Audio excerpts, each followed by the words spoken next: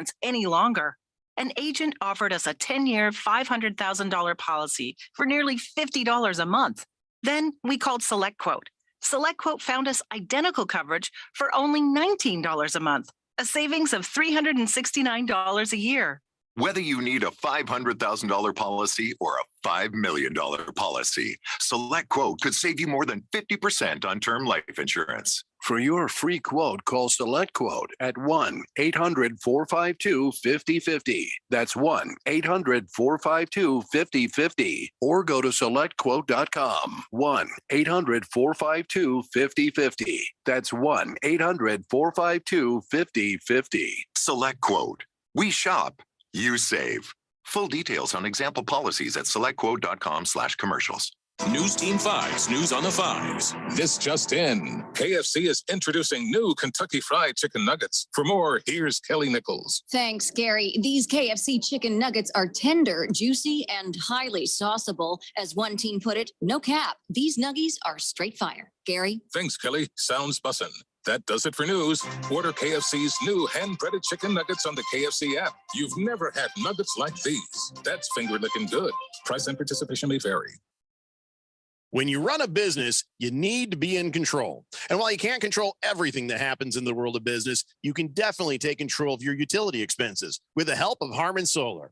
Give them a call and see how your company can save up to 80% on that monthly electric bill with zero down and no payments for 12 months. Harmon Solar is a local family-owned company that uses top-of-the-line equipment.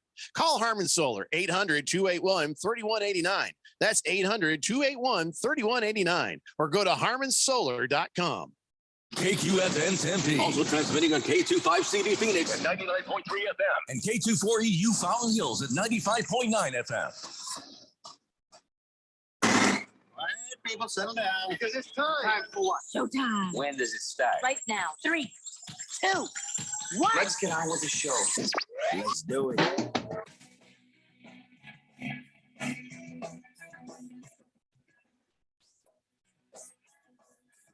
Well, hello, everybody. It's Friday as we broadcast live from the Harmon Solar Studios in the CRC Mega Broadcast Complex in beautiful uptown Scottsdale. This is the Daily Blender. My name is Randy Wright. Right over there, the sexiest man in sports talk radio, Keon Rose. If you don't think so, just ask my next co-host here, Ralph from Harmon Solar, and he will testify that Keon is indeed the sexiest man in sports talk radio.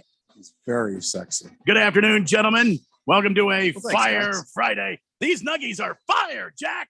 Nuggies. Welcome to the show, guys. Lots to talk about today. Jeffrey O'Brien is out. I got a call, sort of a strange call. Bear with me for a moment as I tell you the story of where Jeffrey is. Strange call. It was an SOS call. You know, we broadcast from the Megaplex here, and what many people don't know is there's apparently there are many floors to the Megaplex, and apparently they're mostly underground. I did not know this until I got the call from Jeffrey today. He is stuck somewhere between the 11th and 12th floor in the high speed elevator, and they are efforting to get him out. He might join us on the show later. However, for now, Jeffrey O'Brien, deep underground somewhere in Scottsdale. I don't know where this elevator is. Ralph, do you know where this secret elevator is? I don't. Keon? I have not, because I don't get told anything around here. Yeah. He said that there's an elevator and he's stuck between the 11th and 12th floors. It's underground, because if you've ever been by the studio complex here, you can see what looks to be a single story building. Would you guys concur with that? It looks to be a single story building, but apparently there is some massive complex. That's why they call it the Megaplex, the CRC Broadcasting Megaplex in Scottsdale. Yeah, so it's completely underground. It's amazing. I guess. I don't know. Maybe there's another dimension. I don't know. Fourth dimension, you're with us. Text again at 888-368-1580. Fish Tank first in. Says, today's my 36th birthday only. Do this once a year. Randy, can I please get an Irish car bomb? I'm assuming he would mean the drink. I'm pretty sure. He didn't want us to blow his car up. He also says the sale is great for the Commanders, but doesn't just suck a little that the guy that can be an awful person and his punishment is to get $6 billion out of the sale. And we'll talk about that a little bit. I want to find out who this, what's his name? Josh Harris? Josh Harris. I want to find out a little bit about this guy. Owns the 76ers, owns the New Jersey Devils. All right. So he's got some sports franchise experience. So he knows what to do. And his first thing is to, speaking of Irish car bombs, is to level FedEx Field and build a pristine cathedral to football. Is that what he's going to do? I don't know what he's going to do. I can say this right off the top of my head. Mm. You want to win the fan base back instantly? Yeah. Build a stadium in DC. All right. FedEx is in Maryland. If you go to DC, you will get everybody back. So DC, they will give you a chance. Is there room in DC? Do you have like like an ideal place picked out somewhere, Keon, where you would like to see the shiny new Washington Commandos field?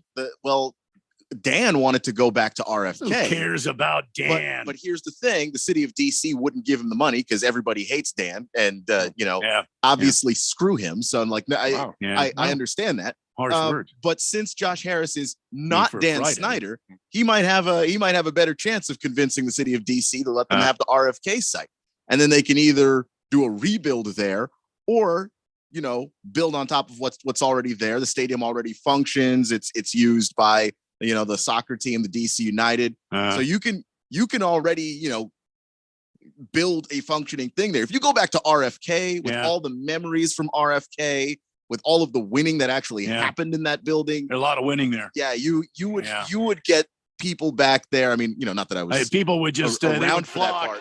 Flock there to the old RFK, huh? I mean, you think the song would be played a little better? You think maybe the fight song? Yeah, I hope his second action, whatever that is get a fire new that band. entire band. Yeah, you guys just get your damn trumpets and get out of here. Yeah, okay. I mean, because if you play things that way, it's been a long time. Last time I played trumpet was high school. You probably everybody is sharp and flat there, and I don't know how that's possible. I don't think they're hitting any of the notes personally because it sounds like the old song. So I say, if I'm the new owner, I'm revamping the fight song. All right, I'm changing the. Look, go to RFK as a temporary block, and I'm building a new cathedral for the great fans in the DC area. I mean, if I'm the new owner, I'm going back to our roots. I'm changing our name back. I'm changing our uniforms back. I'm pissing everybody off, and I'm going for tradition, and that's just what's going to happen. Wow. And people are going to love it. Well, you can't change the name back for at least 5 years is what I was reading today. I'll find a loophole. So you're going to have to sit there and wait on that. There's loopholes. And I just feel like the local Native American tribe that has a problem with it. Maybe think about those people. I give them season seats. Give them all. They get their own box, their own give them area. Season seats to go to the team that they feel is named as a racial slur for them specifically. Absolutely, I bet you they go. I somehow don't think they will. Yeah, bet you they should because they were fighting for that the whole time. So, but look, I just think that he's somebody. From what I was reading yesterday, he's got to know why. And I mean, he is a very data-driven person. There better be a numbers reason why things are happening. Oh no, he's a data guy. I mean, yeah, he's the guy that hired Daryl Morey and Sam Hinkie with the 76ers. So that's what we're talking about. Look, I'll take data-driven guy. I'll take a guy who at least has reasons for what he's doing. Give me opposed to, hey, Deion Sanders is around. What? He's 40 and can't run anymore? Let's just give him millions of dollars anyway, just to see what happens. And then it doesn't work. Oh, Adam Archuleta had one good season at corner. Let's pay this man $20 million a year to get lit on fire by every wide receiver in the league. See, now here's the thing. Does he come in and do like a revamp of the roster? I mean, is this draft a huge draft? And does he start just spending right out of the chute here as soon as the sale is final? Of course, it's got to go through the owners committee, which I'm sure they will all pass this with flying colors because this guy is he's no stranger. I mean, he was in on the Broncos sale. Mm-hmm. He was in on another the league's sale. Already seen his finances. They already know. And he's a sports franchise owner already. So he already knows the game. So I mean, they're blow through this. They're just gonna red ticket this right up to the front of the line. Probably the owners will be getting out of their limos at wherever they're meeting in May, and just they'll just have like a straw poll. It'll be yes before the owners even get to their rooms. Yes. Just email me the thing. I'll just say yes from here. Yes. Why do we all have to get together? Yes. Burn the white smoke. We have a new owner. Yeah, I think with him, it's certainly a situation where he's going to come in and probably give them, this coaching staff, a year to prove what they've been doing. No, man. I don't know. And I think it's playoffs or bust for them. If they can't make the playoffs, if they can't and do something, I don't think they're in. 1 year. That's it. They're going to give him 1 year. Because Josh Harris didn't hire Ron Rivera. He didn't hire, Marty Mayhew. He didn't hire Jason Wright, everybody in the front office of that team. He didn't hire them. So if they're not going to get things done, and it looks like they're in a situation where it's another 500 season, because that's basically all it's been since Ron's been there. It wasn't this year. Was it 500 this year? It was exactly 500. They were 8-1. Oh, that's right. Yeah, they tied. Oh my God. Yeah. They tied a game they should have won. So had they won that game, they might have made the playoffs. So I just think Josh Harris is going to sit there and just look at it, and he'll spend the money. He'll make the moves. If he thinks something is going to work, he'll spend the money. We've seen that happen with the 76ers. And he thought that James Harden was going to be helpful to them. He paid him.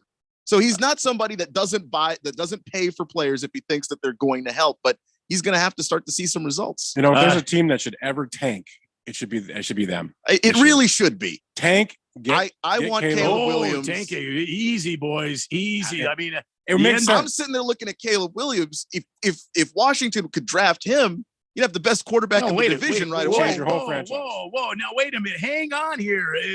Where's my guy, Heineken? What's his name? What's my guy? He's gone. Terry Heineke. He's an Atlanta Falcon. Oh, geez. He's a dirty bird now. Oh, now they're going to tank.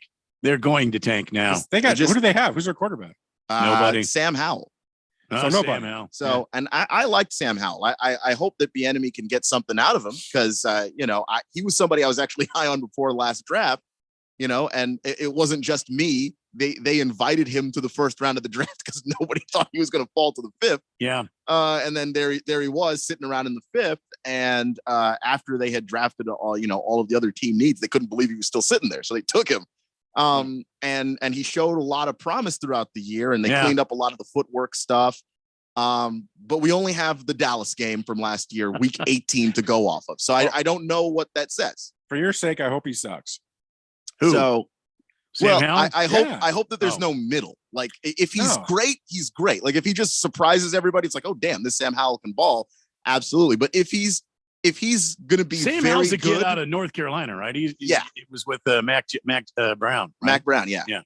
And so there's a little bit of worry there, because anytime you have a guy that's an air raid guy, you go, okay, does this translate to the NFL? That doesn't seem right. I mean, Ron Rivera is not an air raid. I hate to use the word air raid after what I've been through here with the Cardinals. Yeah, because this whole air raid thing to me is a damn farce. Okay. But he's not a throw first guy. It works Ron in college. Rivera. It's not, but you want to have a quarterback that's got the arm to do it. And look, you can make something out of it. Jared Goff's an air raid guy, but he's working out in Detroit right now. Patrick Mahomes. Patrick Mahomes came out of Cliff Kingsbury's system. He was an air raid guy in college. As a voting member of the Daily Blender, I vote that we remove the terminology air raid from ever being used on this show again. All in favor, aye. For the Cardinals, sure. For the Cardinals, yeah. I mean, because it didn't happen for the That's Cardinals. like saying you have the Air Force and all you have is tanks. I mean, did I just get voted down? I'm sorry to say, because the hell? Because the thing is, the system exists. Like, we have to describe it somehow. I don't. When you have a quarterback, I think it's a mystery system that nobody knows. With a mystery quarterback, it's not a mystery system. It's five wide receivers, and the receivers are going to be Oh, reading it's the easy. defense It's and five know, wide receivers. know when to and, break off their routes. And we had And some it's- con man came in here and said he could run it. And then he didn't and do he that. didn't but, do it. but that doesn't mean that we shouldn't use the words air I don't raid. think we ever saw a Not formation here. where we had five wide receivers on the field at one time. He realized very quickly that Murray couldn't throw more than 5 yards. Well, that's Oh the thing my is God. that is the one thing Oh Kyler my Murray God. absolutely can do is throw the ball down.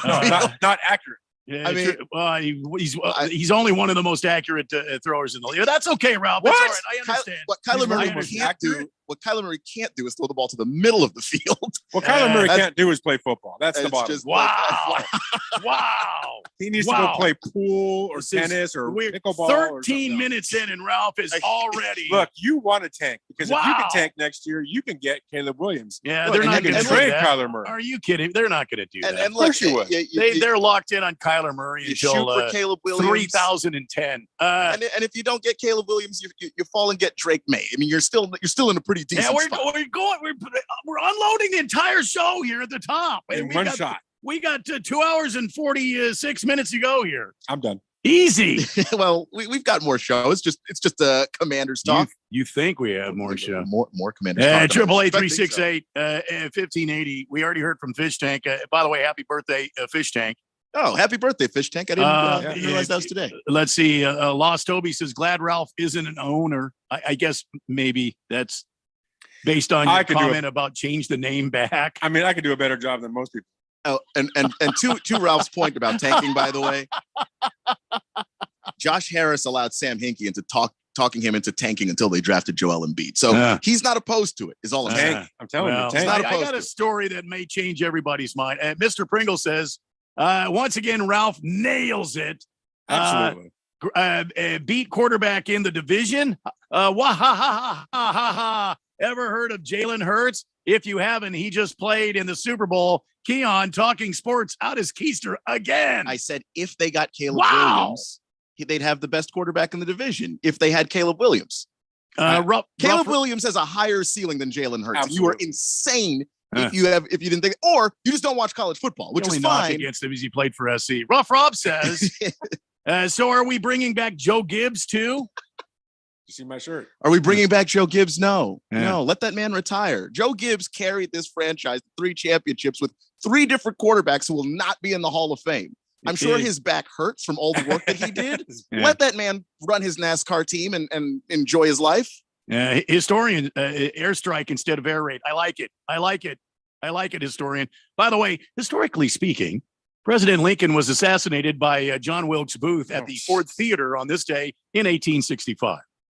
Thank you, historian. Did you hear the squealing tires and the stop?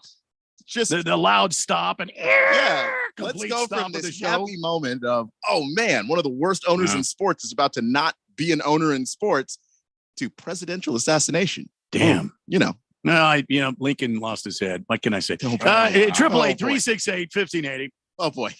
You guys were talking about tanking. One of the top stories today coming out from Dallas, no doubt. The NBA has issued a $750,000 fine for resting players during a key game. The Dallas Mavericks have been fined $750,000 by the NBA for conduct detrimental to the league after an investigation into the franchise's decision to sit several key players for the April 7th loss that eliminated the team from play-in contention. What do you guys think about that? I think it's funny as hell. It's fair. I mean, they deserve something. Yeah, it's obvious what they were doing. Okay, they were at 11. They didn't want to win and be in 10 because look, at that point, you have a limited chance of making a run to the finals. So why not try and fall out and get the lottery pick potentially? It's obvious what they were trying to do. And if it's going to be that obvious, and if you can't disguise it, like Houston's been bad all year, they've been tanking all year. San Antonio's been tanking all year. If you can't disguise it like those teams, you're going to get hit with a fine. Should it be more harsh? Should they take away that lottery pick from Dallas to show the rest of the league we are not going to stand for this? Awesome. They should absolutely. Well, I mean, what's $750,000 good night 11? They're paying these guys $50-60 million a year to play basketball. But they're not finding the guys. They're finding Mark Cuban. So that's I even know worse. that. It's even worse because Mark Cuban's going to off. Mark Cuban's going to feel it even less than any player getting fined. He's going to pull that out of his pocket. Yeah. Mark Cuban has that money somewhere in like the little change thing in his car. I mean, I mean, he opens the console on his car. Oh, you want $750,000? Here you go. Keep the change. He's not even going to feel it. The NBA commenced an investigation the day after the Mavs arrested Kyrie Irving, Tim Hardaway Jr., Josh Green, Christian Wood, and Maxi Kleber. Those are all your starters. And they lost 115-112 to the Chicago Bulls. Still won the game. Luka Doncic played the first 12 minutes and 35 seconds before he was pulled out of the game as well. You can't do that to the fans that pay their hard money to come and see these guys play basketball. I'm sorry. An occasional night off, I can see it. It's a long season, 80 some odd games, right? And then you got playoffs and all that. I understand that. And I understand injuries. But for the Dallas Mavericks to rest the entire team, all the guys on the team that people play or pay their good money to come and see, I think they should take the draft pick away. They should take the lottery pick away from them. Yeah, because just absolutely pay and furthermore, put them at the bottom of the first round of the draft. There you go. There's your number one pick. You'll be picking last. I look, I don't have any problem with that at all because you have, it's not just that fans would show up for this game because some of them, for some teams near the end of the season, like the Spurs, they're not doing anything. So if you showed up for that game, you probably didn't even pay that much for the ticket, but Dallas could have made the play-in at that point. They were still not out of it. So fans show up going, all right, let's root for our guys to get into this play-in. And then you don't even try. You deserve every punishment coming your way after that, and you deserve to lose that pick. The Dallas Mavericks' decision to restrict key players from fully participating in an elimination game last Friday against Chicago undermined the integrity of our sport. Quote, Joe Dumars, NBA Executive Vice President, Head of Basketball Operations. That's what he said in his statement. But just to lay out this is an absolute joke. $750,000. That's all you're going to do and not take the pick away? Come on, NBA. Yeah, it's like they disrupted the integrity of the game. So we hit them with a fine. They won't even notice. Come on, NBA. You got to be better than Thanks, Adam Silver. Appreciate it. All right. The text line is humming along. We've got more to talk about, including what happened on the second to last day of the NHL. There was a lot of movement today. I think everybody will find that interesting. And a whole lot more. Hey, don't go anywhere, gang. It's the Daily Blender on 1580 and 99.3 The Fanatic. This is Brent Musburger's Action Update on 1580 and 99.3 The Fanatic. The best way to start betting smarter is to sign up for a free VSiN subscription at vsin.com/subscribe. That's vsin.com/subscribe. Major League Baseball, the Arizona Diamondbacks are in Miami tonight to take on the Marlins. It'll be Madison Bumgarner getting the start for the Diamondbacks, plus a run-and-a-half, minus 150 on the run line, while the Marlins minus a run-and-a-half, plus 125. On the money line, Arizona plus 132, Miami minus 156, over-under is at 9. The Phoenix Suns will begin the NBA playoffs on Sunday, hosting the Los Angeles Clippers. Phoenix is 7-point favorite in game one, minus 295 on the money line. The Clippers plus 240, over under 226. I'm Tony Desiri with your VSiN Action Update on 1580 and 99.3 The Fanatic. It's back. The second annual Fire and Fairways Charity Golf Tournament presented by Kasai Japanese Steakhouse is Monday, June 5th at Silverado Golf Club in Scottsdale. Supporting Arizonans for Children, helping foster kids since 2002. Early entry is just $160 and includes fabulous lunch and drink celebration at Kasai Japanese Steakhouse, Scottsdale. Win a trip to the 2023 Ryder Cup, a Pebble Beach golf vacation, a 2-year car lease from Coulter Cadillac, and much more. You can help. Be a sponsor or donate a prize. Go to fireandfairways.com. That's fireandfairways.com. This is a special alert to all Americans who own a vehicle with less than 200,000 miles, with an auto warranty about to expire, or with no warranty coverage at all. Due to a decline in the economy, CarShield is announcing a low-cost, month-to-month vehicle protection plan that is now available to the public to save any driver out-of-pocket expenses on future auto repairs. Call now to find out how you can pay almost nothing for covered auto repairs. Yes, you heard that correctly. Pay almost nothing for covered auto repairs. An open phone line has been established for all drivers to call for a free quick quote. Call 800-736-6158 now. Drivers who are covered will not have to pay for covered repairs again. This protection plan is at an all-time low. Additionally, drivers who activate this vehicle protection today will also receive free roadside assistance, free towing, and car rental options at no additional cost. Call us for your free quick quote today. 800-736-6158. That's 800-736-6158. What do you have to lose? Call 800-736-6158. Again, 800-736-6158. Need a little football in your weekend? It's Tim Hovick here, inviting you to the Sun Devil football spring game this Saturday, April 15th at Sun Devil Stadium. It's a new era of Sun Devil football. See them now in full pads. This event is free. There are youth football clinics, autographs, and more. The Sun Devil football spring game. This Saturday, kickoff is at 12 noon, and it's free right after Pat's Run. Come join me and let's activate the Valley. We are Santan Ford. Greg Clark Automotive trained and certified technicians, servicing the Valley for 45 years. Located on the southwest corner of Bethany Home and 19th Avenue. Highly rated by Google. Any of their foreign, domestic, or diesel work repairs come with a digital inspection, customer approval, and warranty. 2 years or 24,000 miles. State-of-the-art service, family touch. Contact us today at 602-246-2881 or online at gregclarkautomotive.com. Mention 1580 and get 10% off. Baseball is in full swing. See you later! A walk-off, 3-run home run!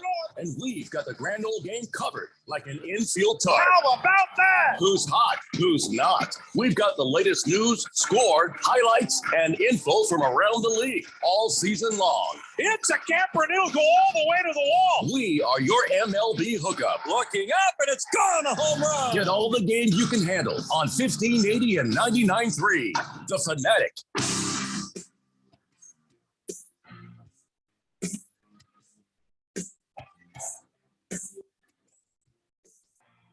It's the Friday edition of the Daily Blender on the Big Flamethrower 1580 and 99.3. The Fanatic. Jeffrey O'Brien out today, somewhere between the 11th and 12th floor at some sort of, elevator here at the, he's stuck here at the Megaplex. And I'm not sure how this happened, but we are efforting to get him. Right now, it's me, Randy White, Keon Rose, and Sir Ralph from Harmon Solar. The text line is humming along here. The historian wants to add a little clarity when we said he brought the show to a screeching halt. Lincoln's Day was shot just like the Cardinals quarterback situation. I agree with that. You would. Way to combine. Combine tragedies. Yeah. Tragedy after tragedy. Damn. Makes sense. I may have to take a minute, guys. We're gonna need more than a minute. Randy's chuckle, Mavericks only tanked because of the draft pick was only protected to 10th pick, should lose the pick. Yeah, I agree. I 100% agree with you. That's why Randy's chuckle and myself should be the next NBA commissioner. We should be co-commissioner. So when I've had a little too much whiskey and I can't perform, my responsibilities, I almost said duties. Where's that going, man? I almost said duties. Yeah. Then Randy's chuckle could he be my assistant co-commissioner. I mean, I think that'd be great. Colts fan Dan, $750,000 fine. Mark Cuban makes that in one episode of Shark Tank. I know, right?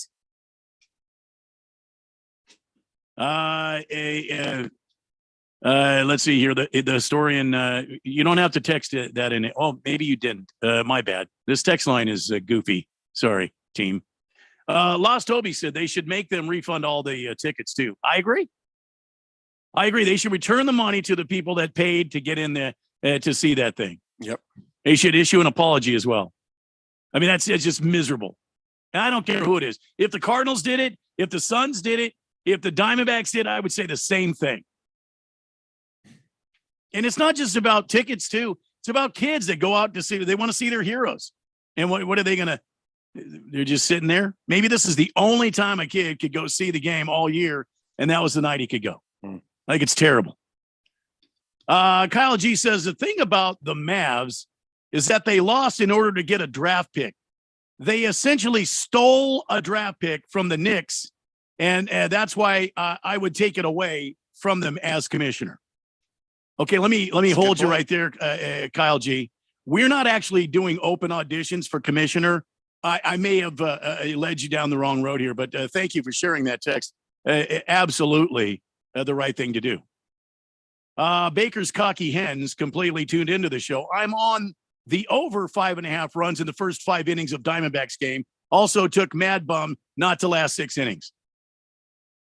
Well, thanks, Baker's Cocky Hens. I'll be sure and read all of your texts the rest of the day. CK, good afternoon, fellas. Randy, beer me, please. They ever vacation Sir Ralph wants to hear it. Suck it, Ralphie. What? Ever vacation Sir Ralph wants to hear it. Suck it, Ralphie. Let me get that beer for you. I think he needs a few of them. He's going to need that.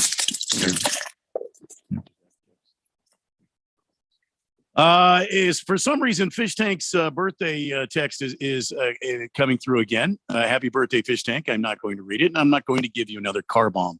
You may be too drunk to text. Check yourself. Colts fan Dan says, Randy, did I hear you say you may be susceptible to whiskey dick? When did that come up? I don't know. I think that's the point. We are having a Friday. 888-368-1580. So yeah, I think I'm still kind of angry about this whole Dallas Mavericks thing. I'd love to know what the Longhorn what's her name? The Longhorn hottie, is that it? Hook'em Hottie. There we go. Our resident Mavs has to say about that. Yeah. All right, 888-368-1580 as we move forward. Ralph, what do you think about this? Javi Baez benched after a base running blunder. He apparently hit a double. First of all, he didn't hustle out of the box when he hit it, and it hit kind of the top of the fence, didn't go over, and so he was limited to a double because he's Javi Baez, and he makes lots of money to play baseball, and so he doesn't have to hustle. He ended up on second base. Then the next guy hit a line drive. Baez thought there were 2 outs, and he took off running. He ended up getting doubled and base run the Tigers right out of that inning. AJ Hinch benched him after that. I mean, there was no words that I know of in the dugout. There was no scene where, AJ Hinch was losing his mind. He just, he frankly just benched him and in his words, in AJ Hinch's words, he did that because we got to get some attention. The rest of the team, they've got to be more prepared. They've got to be ready for the game. They're making these mental mistakes. Do you think this was a right move or a wrong move? I think it was the right move. If you're going to Manny Machado it and you're going to just not put an effort in when you hit a ball like that, then you need to sit because you're just a problem. I don't care how talented you are. You need to hustle and you need to give effort. You're making a heck of a lot of money. Play the game. Don't be a prima donna. Don't sit there and slack. I hated Manny Machado when he was a Dodger because he did it all the time. Mm-hmm. Couldn't stand that guy. He's so he still does. Yeah. And I can't stand that attitude. And when I see ball players like that, I want them to sit. I want them to feel a little bit of pain. Now, granted, yeah, he's feeling pain. He's still getting paid his millions to sit on the bench. Yeah. But take him out of the game. Make a point to the younger players, especially. They just gave him a 6-year, $140 million contract. He had 238 with several lapses on the field and on the bases in 2022. I don't know what the Tigers are doing. This sounds like an Arizona Cardinals move, paying him $140 million to a guy that's not giving 150%. I mean, why would you do that? Well, I don't think that when they paid him, they thought he was going to do that. And he's a frustrating player because he does actually try, but it's only when it's, I can make something amazing happen. I mean, he's a terror on the base paths when he's actually there, but he takes plays off. That's the problem. And sounds like he's been taken off most of the season because he's not hitting the ball very well at all. He's just hitting 100, just barely 100. Right. And that's the thing is when he's not hitting well, when he's kind of slumping, then the rest of the effort is just gone. And I think the right thing is to bench him because how else do you send that message? And it does bother him, by the way. I mean, I know he's making his money, but him specifically, he likes being out there. So it does bother him. Yeah. That's a way to get to him. just bothers me that, look, you're getting this exorbitant contract because you have been identified by the organization as one of the best players on this team. And as one of the best players on this team, the other guys on this team are going to be looking to you to set an example, whether you say it, words to help these guys and motivate these guys, whether you take time in practice or BP, showing some of the younger players some tricks that you've learned, or by your play and just going out there and keeping your head down and playing good baseball, even if you are on the Detroit Tigers, which, by the way, Javi Baez, you're only 2 weeks into the season, and you haven't even had 100 ABs yet, man. You've got a long season to go. You're going to bring your batting average up. You're going to strike. You're going to hit some home runs. You're going to, be an integral part of this team, but not doing it this way. No, you can't already be defeated now and just don't care with only 2 weeks into the season. How are you taking plays off in April? I mean, that's ridiculous. August, maybe a play here and there, but April, come on, guy. 888-368-1580. I mean, is that the state of baseball right now? Do you see, Ralph? Do you see a lot of these guys that are getting? And I'm not bagging on guys that are getting big contracts. I'm just asking. Do you see a lot of this? You mentioned Manny Machado, but that's kind of the way he's always been, sort of aloof. He kind of looks like he's just going through the motions. I feel like it's diminished a bit, because if you look at the guys in the minors that are coming up, they're so talented. They came up in a different era where they're good players. These guys are coming in and instantly impacting the game, and they're threatening some of these guys that have been there, done that a little bit, especially as they get older. Mm-hmm. So I feel it's diminished a little bit. You still have your crew of guys that are the Manny Machados of the league. I can't stand them, and I hate that they give them the money they give them, but they do, and I guess I kind of get it, even though Manny's never done anything or won anything. But I feel like it's diminished a little bit in baseball. I feel there's other sports where it's a lot more prevalent than it is in baseball. Seems to be a pattern with him. When he was with the Cubs, he did this back in 2021. He was pulled by manager David Ross after getting doubled off first base because he thought there were 2 outs when a fly ball was lifted to left field. He put his head down and just kept running, and he didn't know that. I mean, that's basic baseball, Keon. What do you learn? As a kid in Little League, I don't know if you played Little League, but that's one of the things you learn. You're always repeating how many outs there are. Everybody's showing you there's 2 outs, there's 1 out. You watch the ball, don't get picked off. Things like that. And now I guess when we reach the major leagues, we don't have to follow the same basic principles of baseball. I mean, well, obviously you do, because if you're going to get benched in one city and then sign a big contract with another team and get benched in that city, the managers clearly think you still have to. But Javi Baez is reckless when he's out there. That's part of his game. And, he takes these giant risks, and when they work, they're exciting and they're fun. But I think it goes to his head sometimes. And then he thinks that he can get away with anything. And then basic stuff, attention to detail. It's not his strong suit. And the Tigers are desperate team, always looking for talent. So you pay the guy a lot of money and hope that maybe you can bring the good parts out. But clearly that hasn't happened. Tigers currently 3-9 as they have already sunk to the bottom of the Central Division. So we'll have to wait and see what happens. Again, there's only 11 games in the season, man. And they'll be there all year. You think? Oh, yeah. They're going to be there all year. Well, that's too bad. That's too bad. I'd really like to see them do well. Yeah, I don't see it. Like to see them get competitive.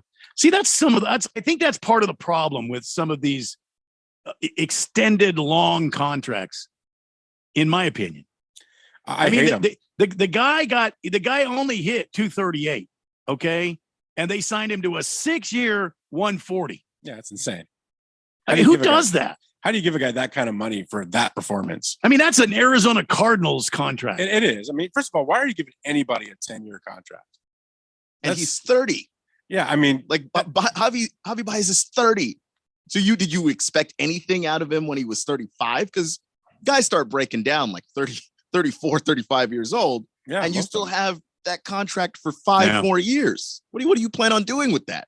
And then, Hinch had to handle it with kid gloves with the press. It's not really all about Javi. If you watch the last couple of series, we've made a number of mental mistakes. The one thing that we can control is our preparedness and our readiness. Sounds like you, AJ. You need to have the team prepared and ready. Javi happened to be the runner that made the big mistake where I made the move. But it's a message to our whole team that we've got to clean that up. But he was hitting 299 with the Mets the season before the Tigers paid him. So like I can kind of understand, what they're looking at, but well, I don't know that I would have given him all that money. You do also have to, you can look at the tools, you can look at numbers if you like, but I also think you got to look at the personality of the guy. That's just part of the picture. What you did last year or what you did the year before, or what your potential is. That's only part of the picture. If I'm a GM, I'm looking at as part of the picture. And if Javi Baez, if I'm sitting across from Javi Baez's agent and this guy is going, well, he hit 299, he's got potential to do this, blah, blah, blah. Potential don't win world championships, man. What have you done for me today? That's what wins world championships. I don't do 6 or 7 or 8 or 10 or 15-year contracts. I'm sorry. I just don't do that. I'm not ever going to do that. It makes no sense. If your guy wants to make, $40 million a year, then let's see what he does this year. And after this year, we can reconvene. I do like the 1 or 2 year contracts where you lock a guy up and see what he does. I think that's more motivational for the player because the rest of these guys, some of these guys have the attitude, well, I got paid. I don't have to really work too hard. I mean, I'll give you a 5-year with a 3-year max in it, or 3-year guarantee in it. And then at the 3rd year after that, if you're not performing, we'll have a conversation. 10 years is ridiculous. Like what they did for Trey Turner, that's ridiculous. What they did for Manny, that's ridiculous. All that money they put out for some of these questionable guys. And then you have a guy like Trevor Bauer, who you could have paid him $750,000 this year and brought him onto your team, one of the top 5 pitchers in the game. Yeah. And nobody signs him. So he goes to Japan to make $4 million on top of what the Dodgers are going to pay him this year. It makes no sense. Yeah, it's dangerous and it's getting away from people awfully quick. And I don't know what has to happen. I don't want to see a salary cap per se, but there's got to be some sort of a reining in. There's got to be something that's got to change it, or this could get way out of hand. And Trey Turner. Go ahead. Sorry, I was going to say Trey Turner is another guy. I really like Trey Turner, and at least Trey Turner, unlike Javi Baez, works his ass off. But 10 years, he's also 30. Right. Like you can't keep giving these guys these 10-year deals when they're 30. Like 25, I kind of get, because at 25, deal will be up when he's 35, and around the time that he's not playing his best baseball, you're out of the deal. When he's 30, by the time half the contract is done, he's not going to be playing his best ball. Yeah, you're right. You're right. I don't know what has to happen, but there's got to be a change. All right, the text line is humming. We will get to your text when we come back. It's the Daily Blender on 1580 and 99.3 The Fanatic. It's back. The second annual Fire and Fairways Charity Golf Tournament presented by Kasai Japanese Steakhouse is Monday, June 5th at Silverado Golf Club in Scottsdale. Supporting Arizonans for Children, helping foster kids since 2002. Early entry is just $160 and includes fabulous lunch and drink celebration at Kasai Japanese Steakhouse, Scottsdale. Win a trip to the 2023 Ryder Cup, a Pebble Beach golf vacation, a 2-year car lease from Coulter Cadillac, and much more. You can help. Be a sponsor or donate a prize. Go to fireandfairways.com. That's fireandfairways.com. My brother-in-law died suddenly, and now my sister and her kids have to sell their home. That's why I told my husband we could not put off getting life insurance any longer. An agent offered us a 10-year, $500,000 policy for nearly $50 a month. Then we called SelectQuote. SelectQuote found us identical coverage for only $19 a month, a savings of $369 a year. Whether you need a $500,000 policy or a $5 million policy, SelectQuote could save you more than 50% on term life insurance. For your free quote, call SelectQuote at 1-800-452-5050. That's 1-800-452-5050. Or go to SelectQuote.com. 1-800-452-5050. That's 1-800-452-5050. SelectQuote. We shop. You save. Full details on example policies at selectquote.com/commercials. When it comes to covering the high school sports scene in Arizona, AZ Preps 365 has all the answers. Every Saturday morning from 8 until 10, they break down games, interview the newsmakers, talk with coaches from around the state, and stay up to date with what's happening with prep athletes and breaking news from the Arizona prep scene. It's AZ Preps 365, 8 till 10 Saturday mornings on 1580 and 99.3 The Fanatic, and always on at 1580thefanatic.com. 3 little words no parent wants to hear. My tummy hurts. And it always seems to happen at the worst times, like in the middle of the morning rush when you still have homework to check and lunches to pack. And of course, you're already late for work. Luckily, there's Pepto Kids. Pepto Kids chewables provide fast relief for common stomach issues, turning those 3 words into these 3 words. I feel better. Bad time for stomach upsets? Good time for Pepto Kids chewables. Fast relief for little tummies. Use as directed. Keep out of reach of children. News Team 5's News on the 5s. This just in. KFC is introducing new Kentucky Fried Chicken Nuggets. For more, here's Kelly Nichols. Thanks, Gary. These KFC chicken nuggets are tender, juicy, and highly sauceable. As one team put it, no cap. These nuggies are straight fire. Gary? Thanks, Kelly. Sounds bussin'. That does it for news. Order KFC's new hand-breaded chicken nuggets on the KFC app. You've never had nuggets like these. That's finger-licking good. Price and participation may vary. 1580 and 99.3 The Fanatic. Live and local.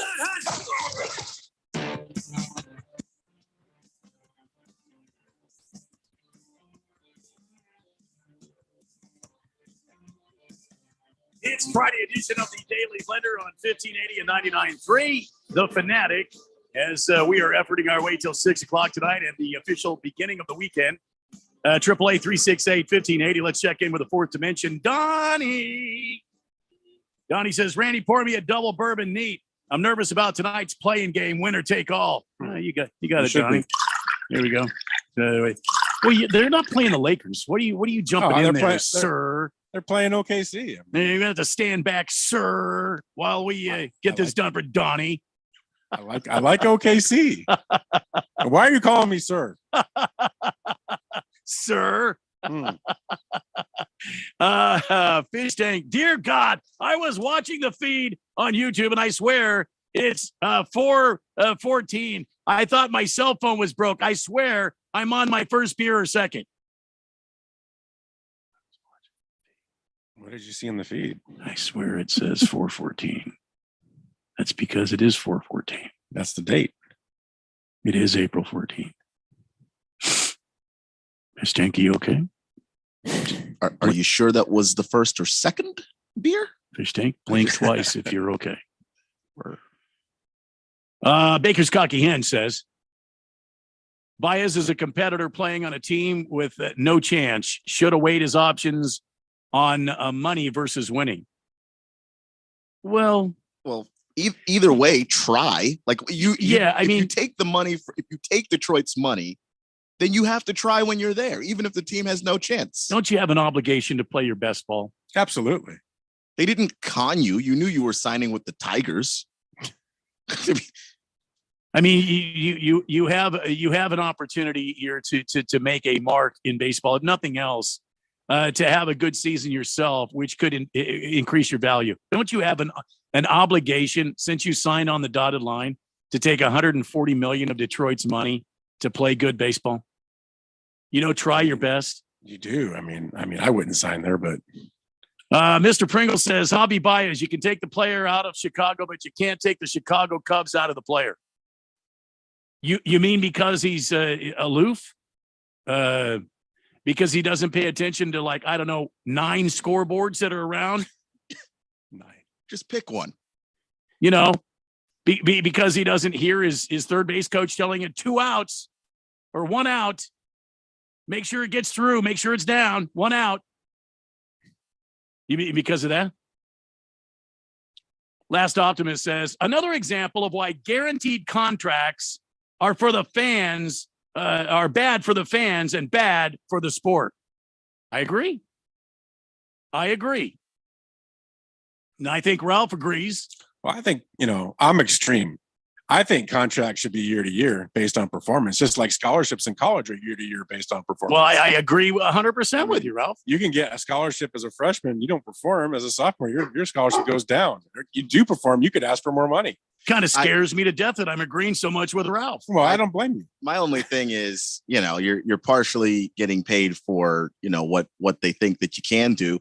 And I don't know. I don't, part of me is like, look, if you get hurt, that's not necessarily your fault. If you're, busting your ass and then you break your leg and they're like, oh, well, good thing we had this year to year. Like the player definitely gets screwed way too hard on that end of it. where now, okay, something that's outside of their control. Keon, like you're day to day. What do you think about that? I mean, I'm not thrilled about that, but that kind of goes to my point, to be honest with you. but let me ask a question here. Okay, I hear what you're saying. If the player gets hurt and he can't play anymore, you're screwed. Or for some other reason. But he's making $40 million. I know. Think about that. If you have I understand the $40 million. But wait, he's making $40 million and his medical and all of that, the surgery, all taken care of by the ball club. But if you get they draft a new player, he fits the system better than you. You may not even have been bad. You may be out there busting your ass, but now you're just out there in the wind because they changed directions. $40 million. But if that was everybody, but there are role players too who are not making $40 million. Yeah, but if I busted my butt my whole life and I went and got a $40 million 1-year contract, and then after that I walked away, I'd be in good place. Yeah, if you're a $40 million guy, the problem you're talking about the broad spectrum. You're not talking about one player. Exactly. You want to see, the other guy that spent 12 years in the minor leagues, finally gets a shot, comes up, gets hurt in his first season, and now he's done. Is that what you're talking about? A situation like that? Yeah. My thing is, if you go year to year with the big guys, you're doing it for everybody, and that's the $40 million a year guy. I'm not going to start playing the violin for $40 million a year guy that like suddenly is not performing and then doesn't get the next year's deal. But for a smaller guy, that's just that small little guy's making $750,000 a year just for sitting on a bench. I wish I had that issue. Yeah, but he worked his ass off to get there. And it's just like, if something outside of your control takes that from you, you don't have the same parachute that a guy that's making 6 times as much as you. I understand that. I think you want to talk about inequality or inequity, whatever you want to call it. Look at the major league sports and how they pay these guys. The league minimum guy compared to the guy that's the top of the end. I mean, it's crazy that the imbalance that you have. Yeah, it's like some guys getting paid 18 times more than one guy. The other guy, 100 times more. Yeah, pitchers making $25,000 an inning. That's insane. Yeah. So I just whenever that comes up, it's not that I completely disagree. It's that my mind immediately goes to, man, most of the league is not the $40 million guy. I mean, yeah, I'm Randy. I know you probably think this too. I'm thankful this year that they finally put the minor league guys under the CRB. Yes, and they gave them an increase in pay. They're making $30,000 a year. Yes, but they're also getting housing and other things. Yes, and insurance. Yeah, so at least they can actually live. They're getting some of the amenities that the major league clubs are getting. Yeah, and I think that's only fair. Before this, they would only get paid maybe $9,000-$10,000 a year because they only got paid on the months they were in game. Right. And then the offseason, they didn't get paid, yet they wanted them to become trained. Yeah, working a part-time job so that you can play baseball. I can't even imagine how frustrating that would be to have a part-time job so you can afford to keep doing the job you'd rather be doing. And they had to fight to give them that. I mean, you had to fight to give them it was a whole battle. It's crazy. 888-368-1580. The CK says text line is killing me. Well, let's try this once again. And he went through the whole good afternoon, and then he Randy Beerby, and then he says, the ever vacationing Jeffrey O'Brien with yet another day off. We all deserve a pina colada, and yes, Sir Ralph wants to H. Wants to H. Wants to H. Did he get in a wreck while he was thumbing this out? Did an asteroid fall on his head? I have no idea. He was standing somewhere and he was making his text out, and all of a sudden something tragic happened. Does CK, are you okay? For the love of God, CK, are you all right? The gods crushed him. Zeus threw a bolt from Mountain Olympus, and CK didn't get to quite finish that text. Yep. So you guys are worrying me to death out there in Fourth Dimension Land. Lost Obi says the teams know. These teams know that and know that the player will retire or they will cut them. These teams know that and know that the player will retire or they will cut them. With a fully guaranteed deal. Right. Cut away. You still owe them the money. Mm-hmm. If they retire, that's one thing. But if they're like, you know what? I'm gonna sit here and try and collect a paycheck every day until this contract is over. If you cut them, you still owe them. Joey Bag of Donuts says, guys, at the end of the day, it's still an entry-level position. What makes that different from everybody else who's trying to break into any industry? You've got to put the time in and be okay with the risk and the lower pay grade to hopefully make it to be successful. I agree with that. But it's a valid point. It's a valid point. But when we're talking about the minor league guys, $10,000, that's not even livable in some of the cities that they're playing. If you're playing for a minor league team in New York, $10,000, what does that even get you? I've watched numerous minor league guys over the last 5 years that they have to get summer jobs just to survive. And then after about 3 or 4 years, if they don't make it to the pro, I mean, they make it to the show, they have to give up their dream because they just can't afford to go after their dream anymore. It's taken away from them. And it's not that they're not good. They're good ball players. It just depends on a lot of other factors. So yeah, it's ridiculous. You're saying put in the work, but also this is the money that you're getting. And that doesn't make any sense to me. Level. Yeah, it's just, when are you supposed to find the time to put in the work when you're working another job so you can afford to put in the work? Like, that doesn't even make any sense. Well, the argument to that's going to be the student athlete. Student athlete's life is horrendous. I mean, they don't have time to do anything. No. But they choose that, and they do get a scholarship for school and all that. Which fortunately, that at least gives you a fallback. But if you go minor league and you don't make it, you're screwed. Yeah. You have no other skills. Lost Toby says, with inflation, these contracts will be small in 8 to 10 years. God, I hope not. I can't already buy gas. 40 million just can't get you what it got you before. Yeah. 40 million. You're poor, boy. What's wrong with you? Joey Bag of Donuts says, agree. Again, the risk and reward ratio. People are going to grind it out and hopefully make 1 to 2 to 300 a year. But these guys make it. It's like winning the lotto. But if these guys make it, it's like winning the lotto.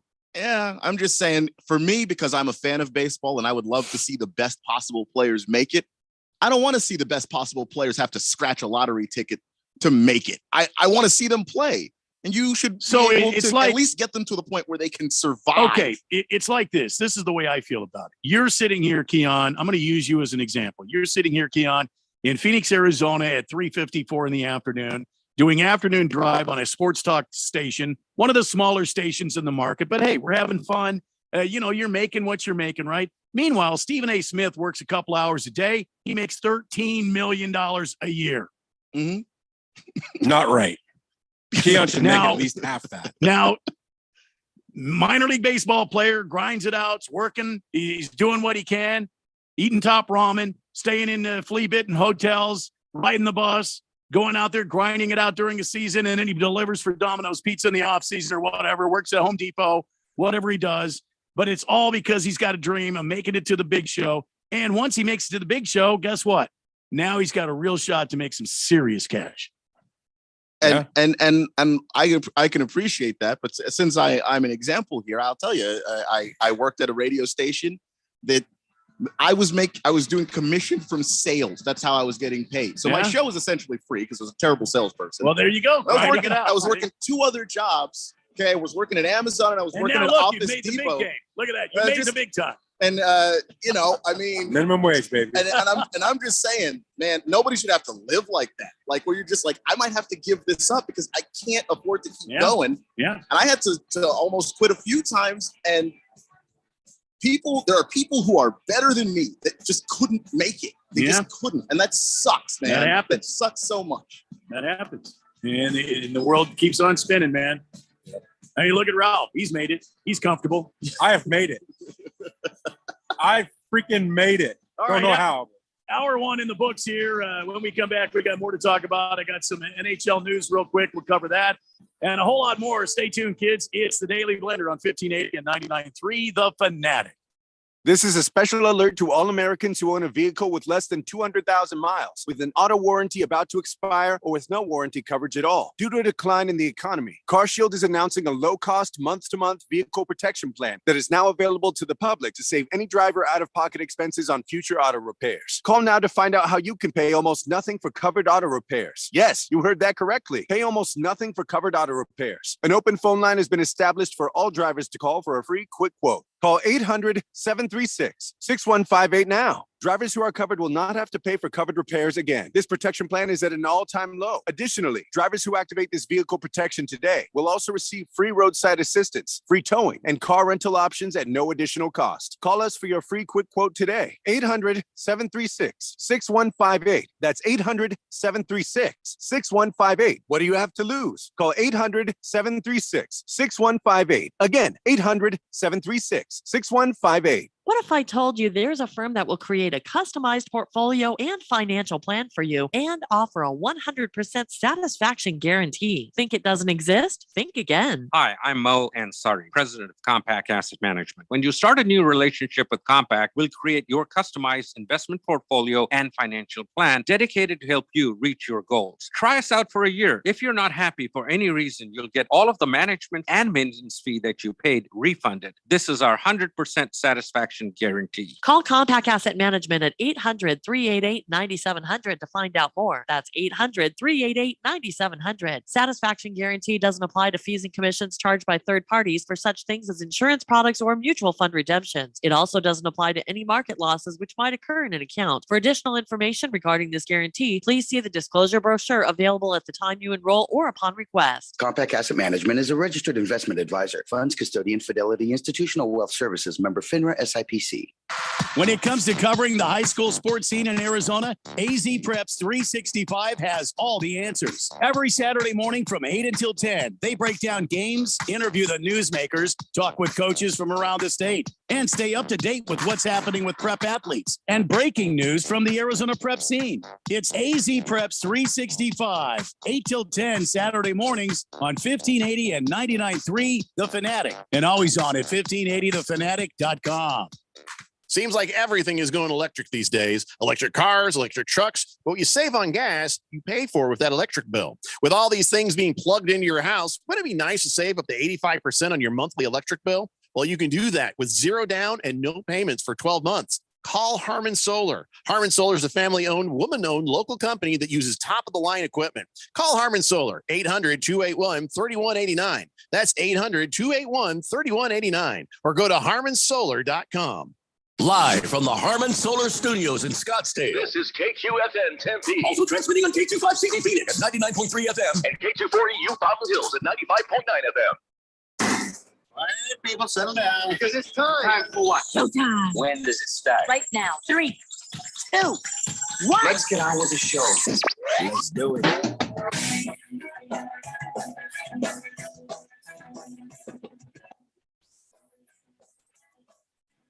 It's the Friday edition of the Daily Blender here at the 4 o'clock hour on 1580 and 99.3 The Fanatic. My name is Randy White, right over there. The sexiest man in sports talk radio. That's Keon Rose. Next to him, Sir Ralph from Harmon Solar. As we broadcast live from the Harmon Solar Studios in the CRC Mega Complex in Scottsdale. You're the fourth dimension, texting in at 888-368-1580. Jeffrey O'Brien is out. Now, I understand from a phone call I got from Jeffrey, he's stuck somewhere in some elevator here at the CRC Broadcasting Megaplex. An elevator I've never seen nor heard, and I've been here 5 years now. But he's stuck between the 11th and 12th floor. We are efforting to get him out. Slowly. Big George says, speaking of gas, why is gas more expensive in Arizona? Hang on, as soon as it refreshes here. Sorry, Big George. Mm-hmm. Now, compared to California, I filled up for $4.49 a gallon the other day here in Carlsbad, and I hear it's even higher in Phoenix. What's going on? Did California annex Arizona? Dear God, I hope not. Lost Toby is mad at me because I compared you, Keon, to Stephen A. Smith, saying it's ridiculous. They aren't even close to the same level of talent. I would be insulted if I was Keon. Nah, man, I was speaking metaphorically. I know that Stephen A. He's the one trick pony of yell very loud and not know lots of things about anything that's not basketball. But that guy worked his ass off. So I'm not going to. He turned that one trick pony into 13 mil a year. I'm not going to disrespect Wouldn't that be nice? I could fill up my gas tank. Me too. I think we have a new texter here on the text line. Let me check here and see. No, sorry, we don't. Might be a Sunspot. Just simply says Suns wiping out Clippers in 5. Sunday can't arrive soon enough. Thank you, 2366. Who needs a texter nickname? CK still trying very hard to show me what he was trying to put on the text, and I can't see that, CK. I'm sorry. But then he goes on to say, Willow Murray got booed at the Yotes game, while Ish Wainwright got a standing ovation. Sir. Okay.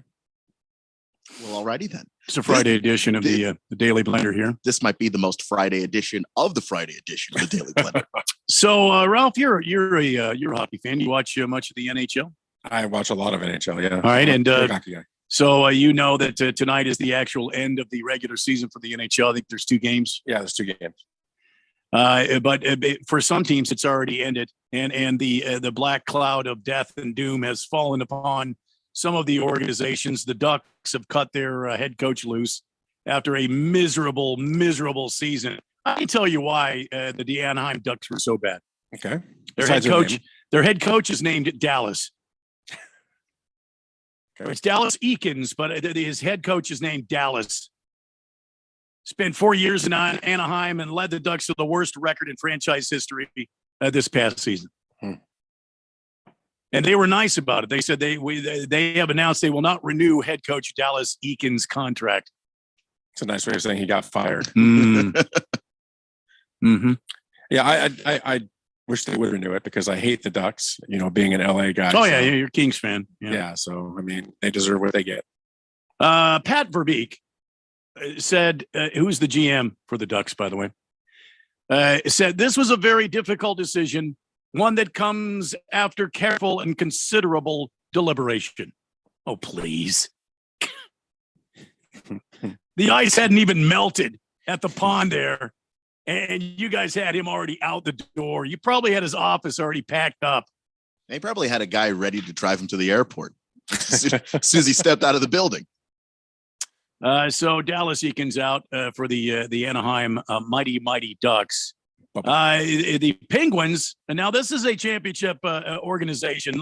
Listen to how this was done. The Penguins just I guess the ownership group just went in and just said, "You're fired. You're fired. You're fired. You can stay. You're fired. You're fired. You can stay. I like you. You're fired." They announced Friday the dismissal of President of Hockey Operations Brian Burke, General Manager Ron Hextall, and Assistant General Manager Chris Pryor. You know what? You guys just pack up all your junk and get the hell out of here. Okay? First time in 16 seasons. That would be Sidney Crosby's rookie season, by the way. Yeah. First time in 16 seasons they did not make the playoffs. And they weren't horrible. I mean, they did get 91 points. They just had a little bit of lull here and there. They weren't horrible. Like, you need to overhaul the whole organization, but whatever. Well, it sounds like they're going to overhaul the entire place. I mean, they just missed the playoffs. I love reading these all the time. This is great. We are grateful to Brian, Ron, and Chris for their contributions to the organization over the past 2 seasons. But we feel that the team will benefit from new hockey operations leadership.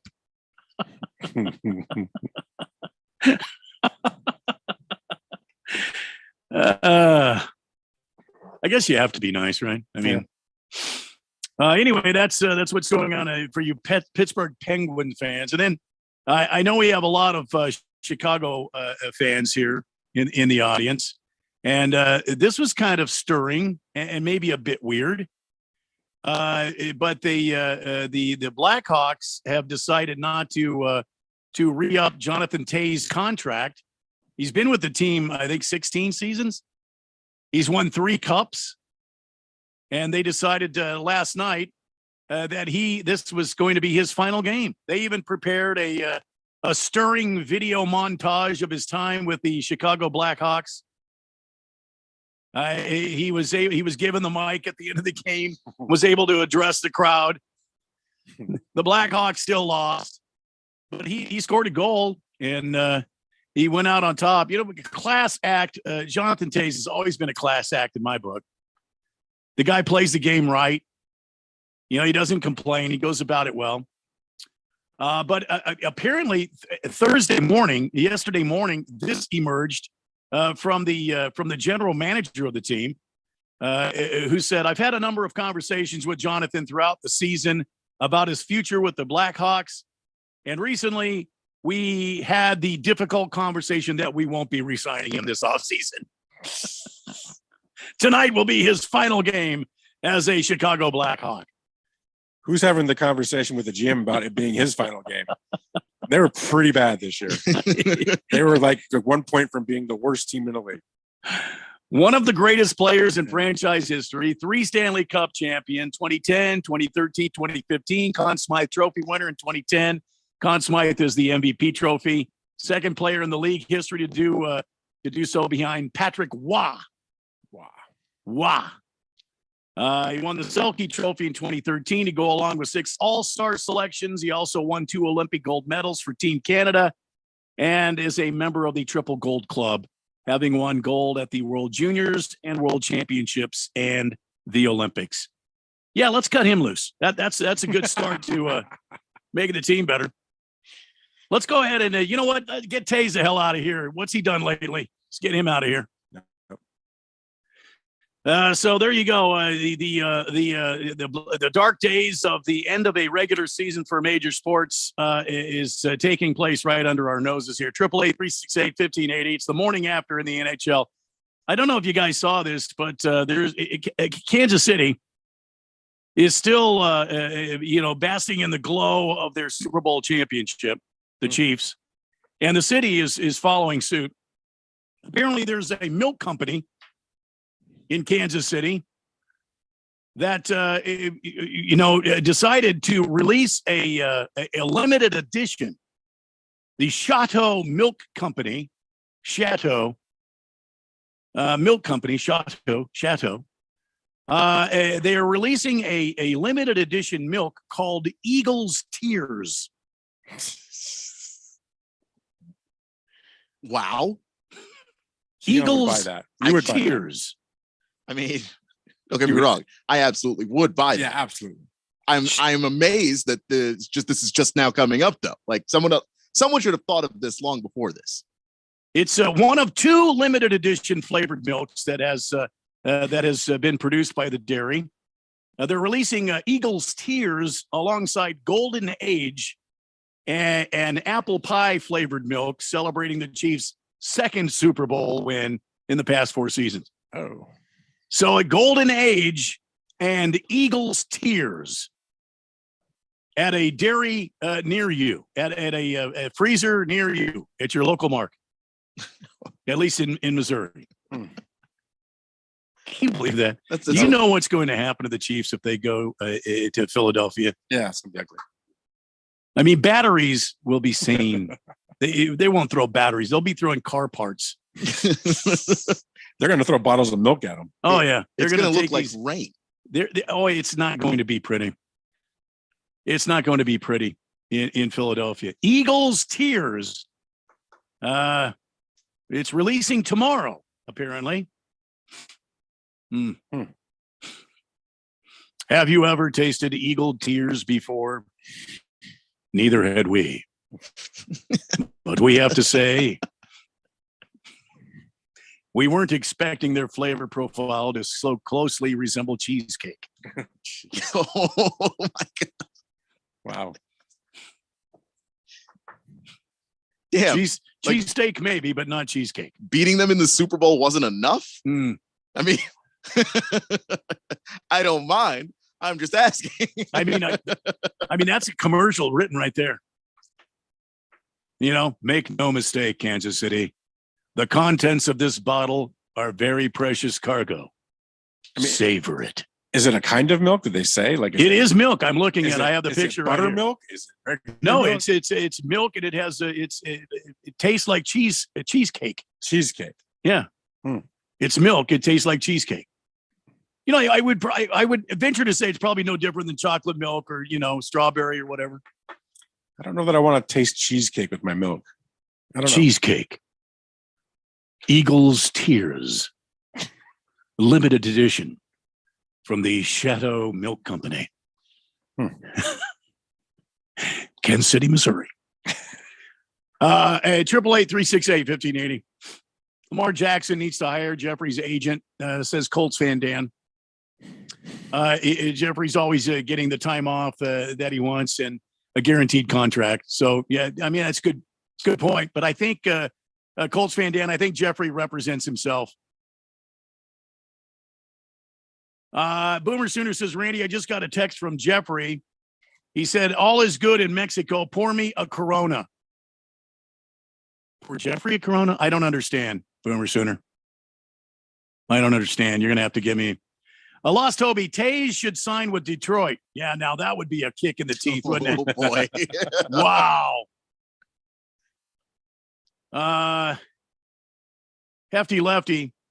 They need Coach Bombay to come back and save the Mighty Ducks. Oh, my God. This is why you don't name a team after a child's hockey team. They need fictional child's hockey team. Fictional. Coach Bombay needs to come back and save the Mighty Ducks. Did you guys see Zion last night? See Zion on the court last night? No. Doing his windmill dunks and his slams, and he was working on his dunking techniques before the game. Did you see that? And then he went into the locker room, and put on his street clothes and had a seat. Meanwhile, CJ McCollum said after the game that he had been playing through a thumb injury and a shoulder injury.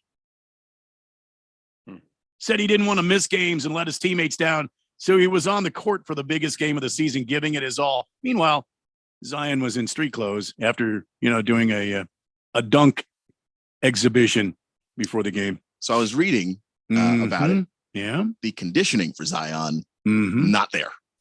Just they don't want to play him because he's not in shape. He's just not again. Now, when he came, was it my imagination, or when the NBA season started this year? He looked pretty damn good. He did look good. And he looked like he was chiseled. And they put a clause in his contract about staying at under a certain weight. And I think he might be under that weight, but he's barely. I think I saw some belly when he was going up for some of those dunks. I think it was peeking out from underneath his warm-ups. I'm pretty sure I saw that. That beer belly I'm talking about, that shows up on old Uncle Sal when you're at the family picnic and he doesn't realize he's just walking around. And that's just like a brisket. It's just kind of jiggling out there, hanging out underneath that T-shirt. I'm pretty sure I saw that on Zion last night. Every time he went up. Oh, no. I don't know, man. Like, that's something, because CJ McCollum, and I don't know if you were going to get to this as well, but CJ McCollum was also saying you've got to be able to treat your body right so that you can play some of these games. And that seemed like, a reference to Zion, because he's not doing that. I mean, I don't know. The team provides food. Most guys get into the league and they can hire a chef, someone who can make you food that tastes really good, but that's also healthier for you. As opposed to, I saw a picture the other day, someone was at a Wendy's taking a selfie and it was Zion in the drive-thru. And I'm just like, look, you've got to be able to say during the season, I can't eat what I'd love to eat or what I grew up eating. I am a professional athlete. My body is a fine-tuned machine. And if I don't take care of it, it's going to break. I mean, is he a bust? I was just going to ask that question to both of you guys. Yeah, I mean, in my mind, he is. He's one of the biggest busts in NBA history. When he officially starts that giant-ass contract that they gave him, the little mini max that they gave him, if he misses another entire season of that, because he's still the rookie deal, but you miss an entire season of the max, that's a bust. Because now they're really paying you the real money and you're still not doing anything. And why does he deserve that max? That's my point exactly. He doesn't deserve it. He hasn't played enough games. He hasn't proven himself. But this is an example of an organization paying on potential. And it wasn't just potential. It was potential and desperation, because it's so hard to get superstars in the NBA. And when you're a market like New Orleans, it's even harder to get guys. So when you draft somebody, you're inclined to not let them go. But some people you have to think about letting go, because if you haven't seen the work ethic from him, and they put the clause in his contract that he had to stay at a certain weight for a reason, then guess what? If you have to put that in there, maybe don't give the guy the money. Yeah. If you have to put a clause in a contract to dictate behavior, you might want to rethink It's that the same contract. thing we were saying about Kyler. If they have to tell you as a quarterback in the National Football League to study film, then they shouldn't be giving you that money. Because my whole thing with Kyler was, okay, the team should pay him because I think that Kyler can do X, Y, and Z. Once I heard about that clause, it's like, no, you can't pay him that if you think that he's not putting in the work. And the same thing applies to Zion. If you don't think that he can do his job, like actually put the effort in on his end, if he's hurt after he tries really hard, it's a Sam Bowie thing. Like, I'm sorry, it just sucks. But he's not putting in the effort to take care of his body. So he's breaking down. To me, Sam Bowie did put the effort in. Yeah, and that's what I'm saying. That's I'm making the distinction there. If a Sam Bowie situation happens, if a Greg Oden situation happens, you feel bad for the guy. A Brandon Roy, sometimes your body just breaks down before it's supposed to. Yep. And that's life, But when your body is breaking down and there are things that you can do to make sure that it doesn't do that, I have no sympathy for you. I can't.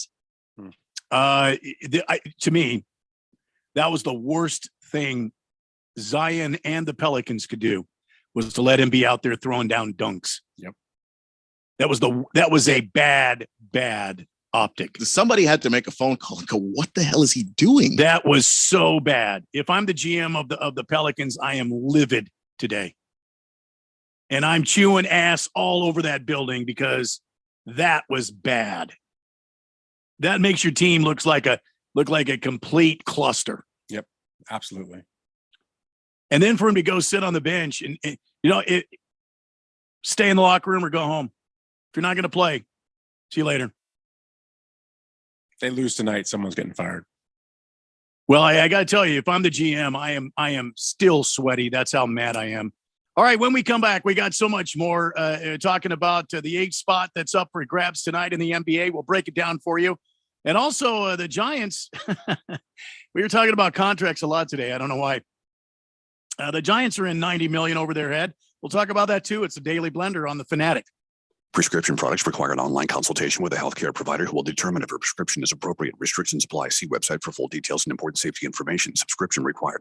Hey guys, did you know there's a generic form of Viagra that works just the same, but is 90% cheaper? And you can get it online? Just go to 4hims.com/joy. At Hims, you'll get a free medical consultation, discreet shipping if prescribed, a 100% online process, and trusted generic alternatives to the biggest brands at 90% off. That's right. Get generic for Viagra, the same active ingredient as brand name Viagra, but 90% cheaper. It's the same medication you get from your doctor, but with zero copay, no expensive appointments, and no awkward face-to-face conversations. To start your free online visit, you need to go to this exclusive address, 4hims.com/joy. That's 4hims.com/joy for your free online visit.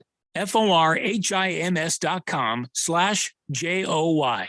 Need a little football in your weekend? It's Tim Lovick here, inviting you to the Sun Devil football spring game this Saturday, April 15th at Sun Devil Stadium. It's a new era of Sun Devil football. See them now in full pads. This event is free. There are youth football clinics, autographs, and more. The Sun Devil football spring game. This Saturday, kickoff is at 12 noon, and it's free right after Pat's Run. Come join me and let's activate the Valley. We are Santan Ford.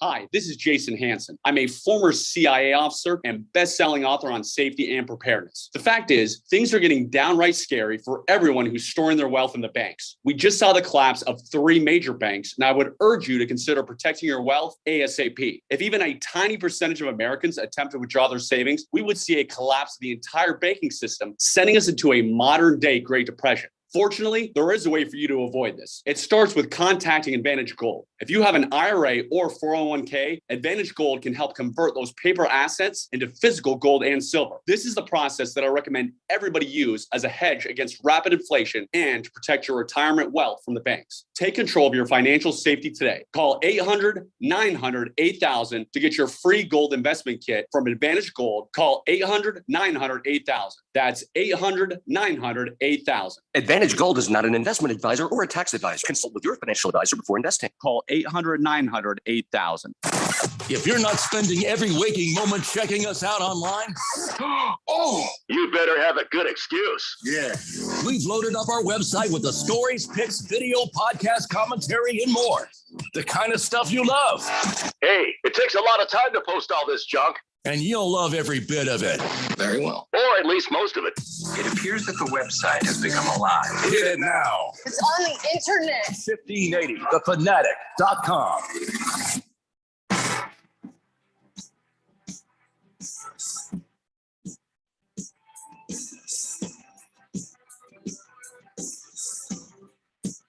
It is the Daily Blender on a Friday here on 1580 and 99.3. The Fanatic, Thunder Snow on the text line at 888-368-1580 says NBC Sports is reporting that Buda Baker has requested a trade from the Arizona Cardinals. We are doomed. That is Cardinals breaking news. That's all over the place. So what do you got, Ralph? That's what I saw. It's all over. Adam Scheffler just reported it as well. He wants to be traded. He's done with the Cardinals. Wow. That's a big loss because that's probably the one good player you have left. I mean, he is a guy that unanimously he is our defense. He is our defense. You might agree or disagree on Kyler Murray. You might agree or disagree on many players on this team. I don't think anybody can disagree. Buda Baker is an A++ talent and an A++ effort and an A++ locker room guy. He's like everything a coach could want. Yeah. It's horrible news. Purely speculation. Maybe, Keon, you can work your magic fingers on the keyboard and find out more. But why do you think he's requesting a trade? I mean, a new organization, or new GM, a new head coach, a new system, a new opportunity, a new horizon, maybe.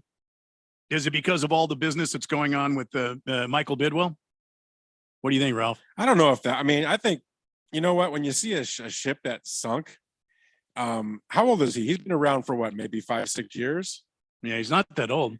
I mean, he's still a young guy. Maybe he's just looking for a fresh start somewhere else. I mean, maybe it's been that bad of an experience. We don't know what goes on in that locker room or behind the scenes. I mean, maybe it's been that bad to where they're not willing to go through this rebuild that they're going to have to go through. Maybe he wants to go somewhere and have a shot at winning. What do you got, Keon? Yeah, Buda Baker 26 right now. 26. Yeah, I'm still looking for some stuff, but you were asking for how old he was. I just wanted to throw that in there. Kyle G wants Buda Baker to the Detroit Lions. I don't know if that's actually happening, but probably not. Probably wishful thinking. No, I don't think he. I mean, he'd be great on the Chiefs. He'd be great on the Chiefs, but CK's got the breaking news. Thanks, CK. Buda Baker requesting a trade. You know, this is wonderful. I just want you to know how wonderful this is because Buda Baker, it was the anchor of our defense, and now we get to see really how bad this team can absolutely be. Yeah, you lose Buda Baker, and it's going to be ugly. So that's obviously going to change the draft setup for the Cardinals now. That's obviously going to change their strategy. Maybe at 3 they do go with a defensive stud now instead of trading back. You know, maybe I don't know. I don't know what the war room is feeling like with the. I mean, but look, this is not the end of the world. Buda Baker, great player. I hate that he wants a trade, but what are you going to do? I mean, and he ain't leaving just because he wants a trade. I mean, it could still be talked out of it, obviously. So maybe we don't know, and you don't have to trade him. We don't know what's going on. Couple of things happening. One, Buda Baker removing Cardinals from his Twitter bio. 2, on his Twitter, he has actually a GIF of Michael Jordan, and the subtitles in the GIF say, "That's all I needed. That's all I needed for him to do that, and it became personal with me." Now he hasn't said who that is, just that's out there. And then according to ESPN's Jeremy Fowler and Josh Weinfuss, Buda Baker has been unhappy with his situation basically this entire offseason. So something has happened and we have no idea exactly with his situation. What could that be? Contract, maybe? He's got 2 more years left on his right now. What's So, he making? Do you know? Yeah, I can go ahead and. Because he's a top 3, top 4 jump on over safety in the league. Spoke track and get there. So it could just be, hey, well, new GM comes in, you ask for some money because hey, I am the team's only functioning player. Yeah. And then new GM says no because GMs say no to that kind of thing. And then here we are. Torpedoes just keep coming for my beloved Cardinals. Huh. Ralph, what would it cost for Harmon Solar to maybe finance a coup, a takeover for me and Jeffrey and Keon to take over the Cardinal organization? Well, I think we've got enough. We have good financing backers, and I think we could talk about that. Probably talk about that. Yeah, I think we can have that conversation. I think we should get into the talks about that immediately. If I not think it'd sooner. be a good idea to save your team. Yeah. Well, this has ruined my entire weekend and perhaps most of my summer. Colts fan Dan said, Randy, you just read my text and referred to Lamar Jackson as Mark Jackson. That's why Stephen A makes 13 mil and you don't. Just saying. Oh, so as opposed to that time that Stephen A didn't know that what's his name? He was the tight end with the Chargers at the time. He was injured, and Stephen A talked about him as though he were still 100% healthy. That's Stephen A. Yeah, well, I apologize, Colts fan Dan. Thank you for pointing that out. I appreciate that. We appreciate the corrections, but let's not say that's why Stephen A is doing his. I got broad shoulders. Listen, I could tell. Come on. Tiger Paw says Bugatti Baker is ranked number 6 among payment in safeties. Yeah, I mean that's not bad. It was Hunter Henry. Stephen A said he was healthy, but anyway, Bugatti Baker. Buddha Baker. I didn't even think about that. That's a really good, great nickname. Buddha Baker base salary for this upcoming season 13 mil, and then I believe it's a team option 2024. CK Buddha to the Niners, baby. Buddha. What the hell is that? Imagine hit me with a foghorn. Well, I mean, you're a Niners fan. I'd like to hit you with one. Yeah.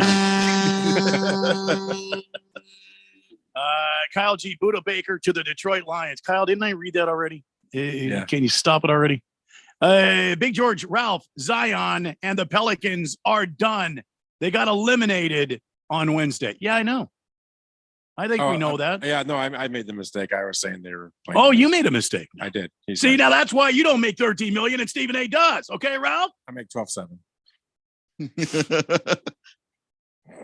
It's $12.70 an hour. Thunder Snow wants to apologize for ruining my weekend. It was breaking news. I understand, Thunder Snow. No, look, I'm a long-suffering Arizona Cardinals fan, and I've been pondering. I've been sort of thinking, and I know what Jeffrey's going to say, but he might give me a pass on this. So I've been thinking about maybe changing my alliance. You'll never do that. Maybe I should change to another football team. I mean, I'm not a sadomasochistic person by nature. I'm usually pretty easygoing, fun-loving, jocular, kind of friendly. I like to joke around. But dear God, the jokes are getting a bit old about the Cardinals. I got to be honest with you. And we hire a midget for a quarterback and think it's the greatest thing ever. And believe me, I try to defend. Ralph, I try to defend. You do. It's hard. But who would you go to? I don't know. See, I don't know. It would be weird for me not to root for the Cardinals. I'll buy you a highlighter jersey. Oh, no. No. Randy would just as soon have no team. Just wear a generic NFL hat like Derek Carr at the Pro Bowl. It's Patrick says, like I've shared with before, no good football player truly their heart want to play for the Cardinals. Growing up during the career, I'm sure they never, ever thought they'd have to be stuck playing for the Cardinals. I'm sure these players always wanted to play for the major teams, not the Cardinals. Wow.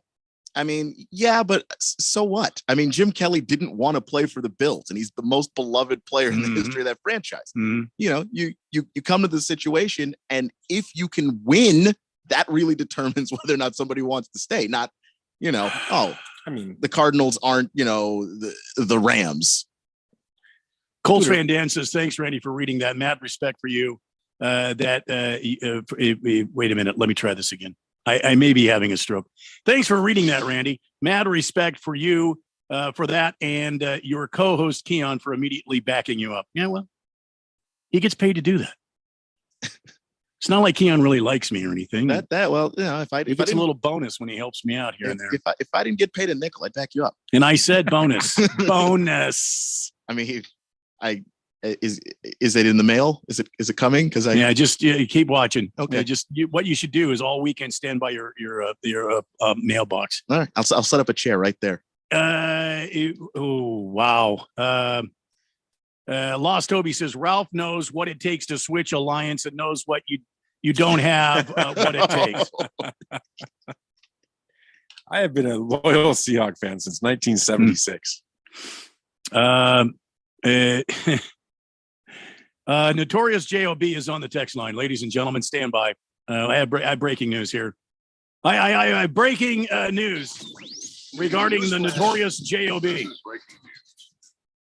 I have asked for a trade. Radio Ron agreed, but then nobody wanted to trade for me. Jeffrey apparently asked for a trade, and Radio Ron agreed, but nobody wanted him. Got to have value. Oh, no.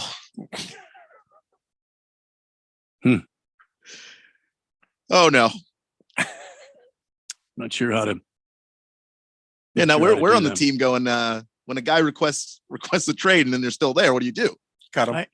Jeffrey, this is the worst time for you to text into the show. I just got word that Buda Baker wants a trade, and now you're telling me you want a trade. Elzar of the Mountain. I always feel like there should be some sort of I don't know, Lord of the Rings music whenever that happens or something. Yeah, Elzar of the Mountain sounds like a Game of Thrones guy. I have that song. Hang on a minute before I read that.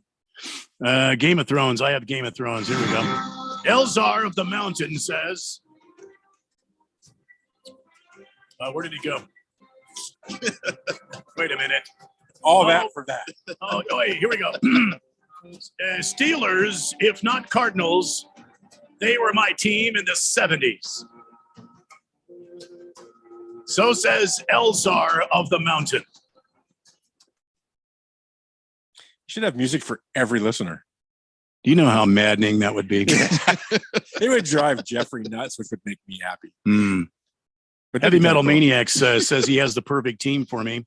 You're probably not going to like it, but it's a great choice. Go Dallas Cowboys. Don't hate, just jump on board. Oh, no, I can't do that. I'm sorry, I can't. We'll lose to another. There's already one of them in this building. I feel like Dallas is so close to the Cardinals. I just Yeah, you're gonna be, instead of being furious rooting for Kyler, you're gonna be furious rooting for Dak. Yeah, have fun.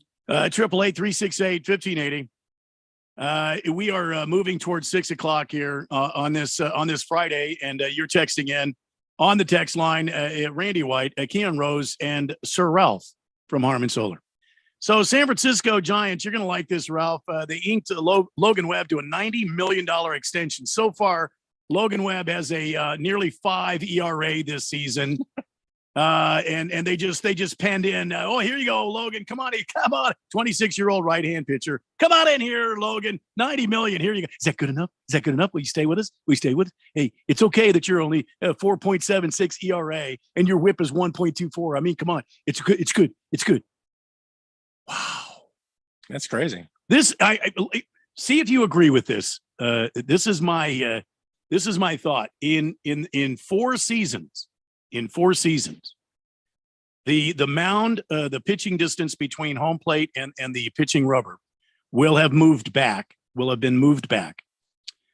Pitchers will no longer be being paid this exorbitant amount of money because it's going to be a complete a shift to an offensive league, because I think that's what MLB is trying to do. More offense, more action, more base runners. I mean, it all goes in line with their larger bases, they making the game fun again by getting rid of the shift, putting feet on both sides of second base rather than shifting around to stop another team from scoring. Going to be a lot of scoring.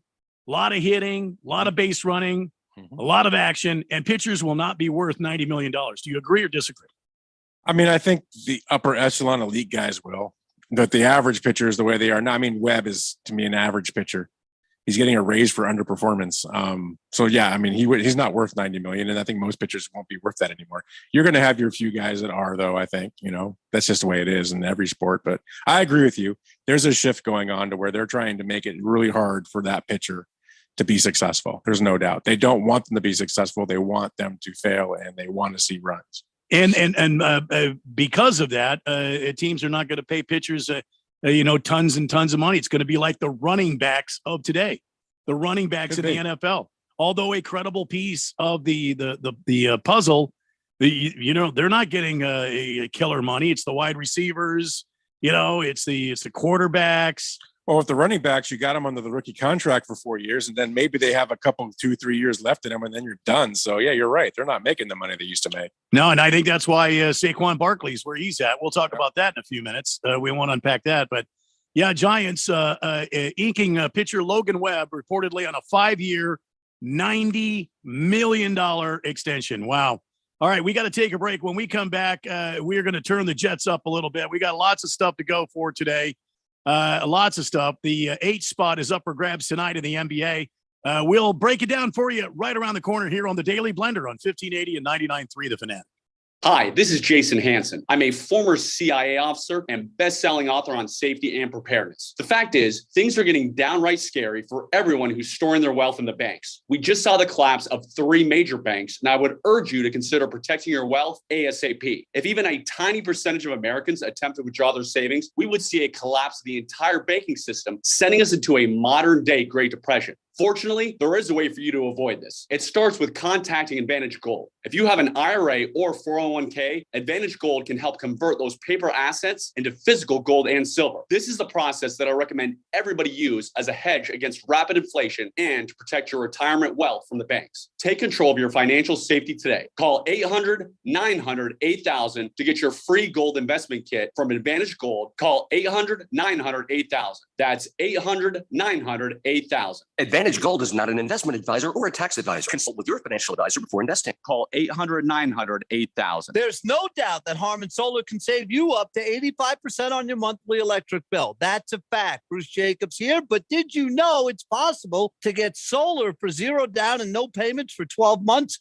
You can lease, finance, or even purchase outright. They have plans that fit everybody. Harmon Solar is a family-owned, woman-owned local company that uses top-of-the-line equipment. Call Harmon Solar at 800-281-3189. That's 800-281-3189, or go to harmonsolar.com. Need a little football in your weekend? It's Tim Hovick here, inviting you to the Sun Devil football spring game this Saturday, April 15th at Sun Devil Stadium. It's a new era of Sun Devil football. See them now in full pads. This event is free. There are youth football clinics, autographs, and more. The Sun Devil football spring game. This Saturday, kickoff is at 12 noon, and it's free right after Pats Run. Come join me and let's activate the Valley. We are Santan Ford.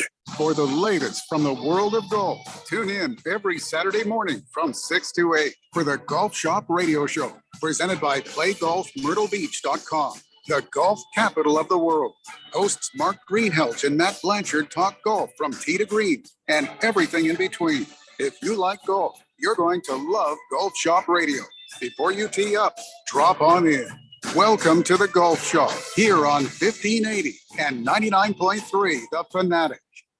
80% of youth in Arizona don't drink, smoke, or use drugs. Want to know the reason why? It's you. Kids say not disappointing their parents is one of the main reasons they choose not to drink or use drugs. Visit TalkNowAZ.com because while you might worry you aren't getting through, you are. Keep it up and stay up to date about the latest Arizona drug trends at TalkNowAZ.com. This message is sponsored by the Substance Abuse Coalition Leaders of Arizona. Hello, and thanks for listening. We strive to bring you the best programming available, and we have some exciting new shows coming for you later, like how Devin Booker beat the Kardashian curse, curling, that sport that takes big stones, and the musical hit Sing Along with LeBron. Be listening for them. 1580 and 99.3 The Fanatic. and always on at 1580thefanatic.com.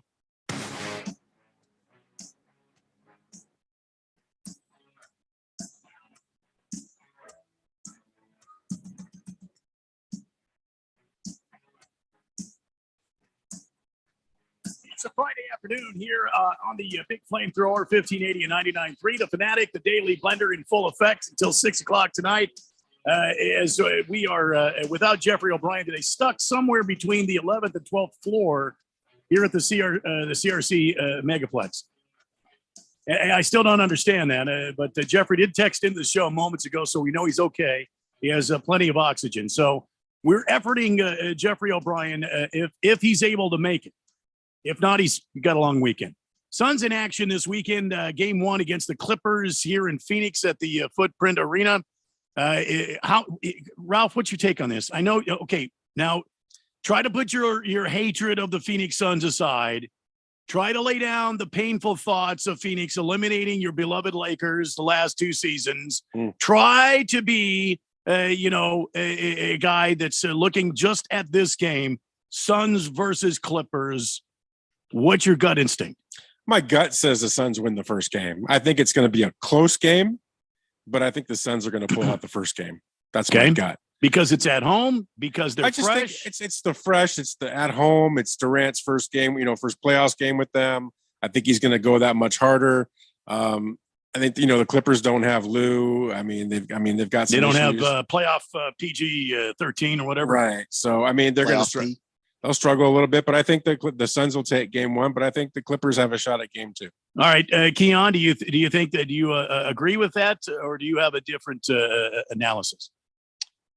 Yeah, I think that you have the ability with the Clippers that they can really score, and Kawhi isn't the defender that he used to be. He's clearly lost something, but it's not gone. I mean, you can see that in spots when he wants to stop people, he can really stop people. But I do think that the Suns are deeper than the Clippers, which is why I think they're going to win both games at home. All right. So you think they go to LA with a 2-0 series lead? Yeah. All right.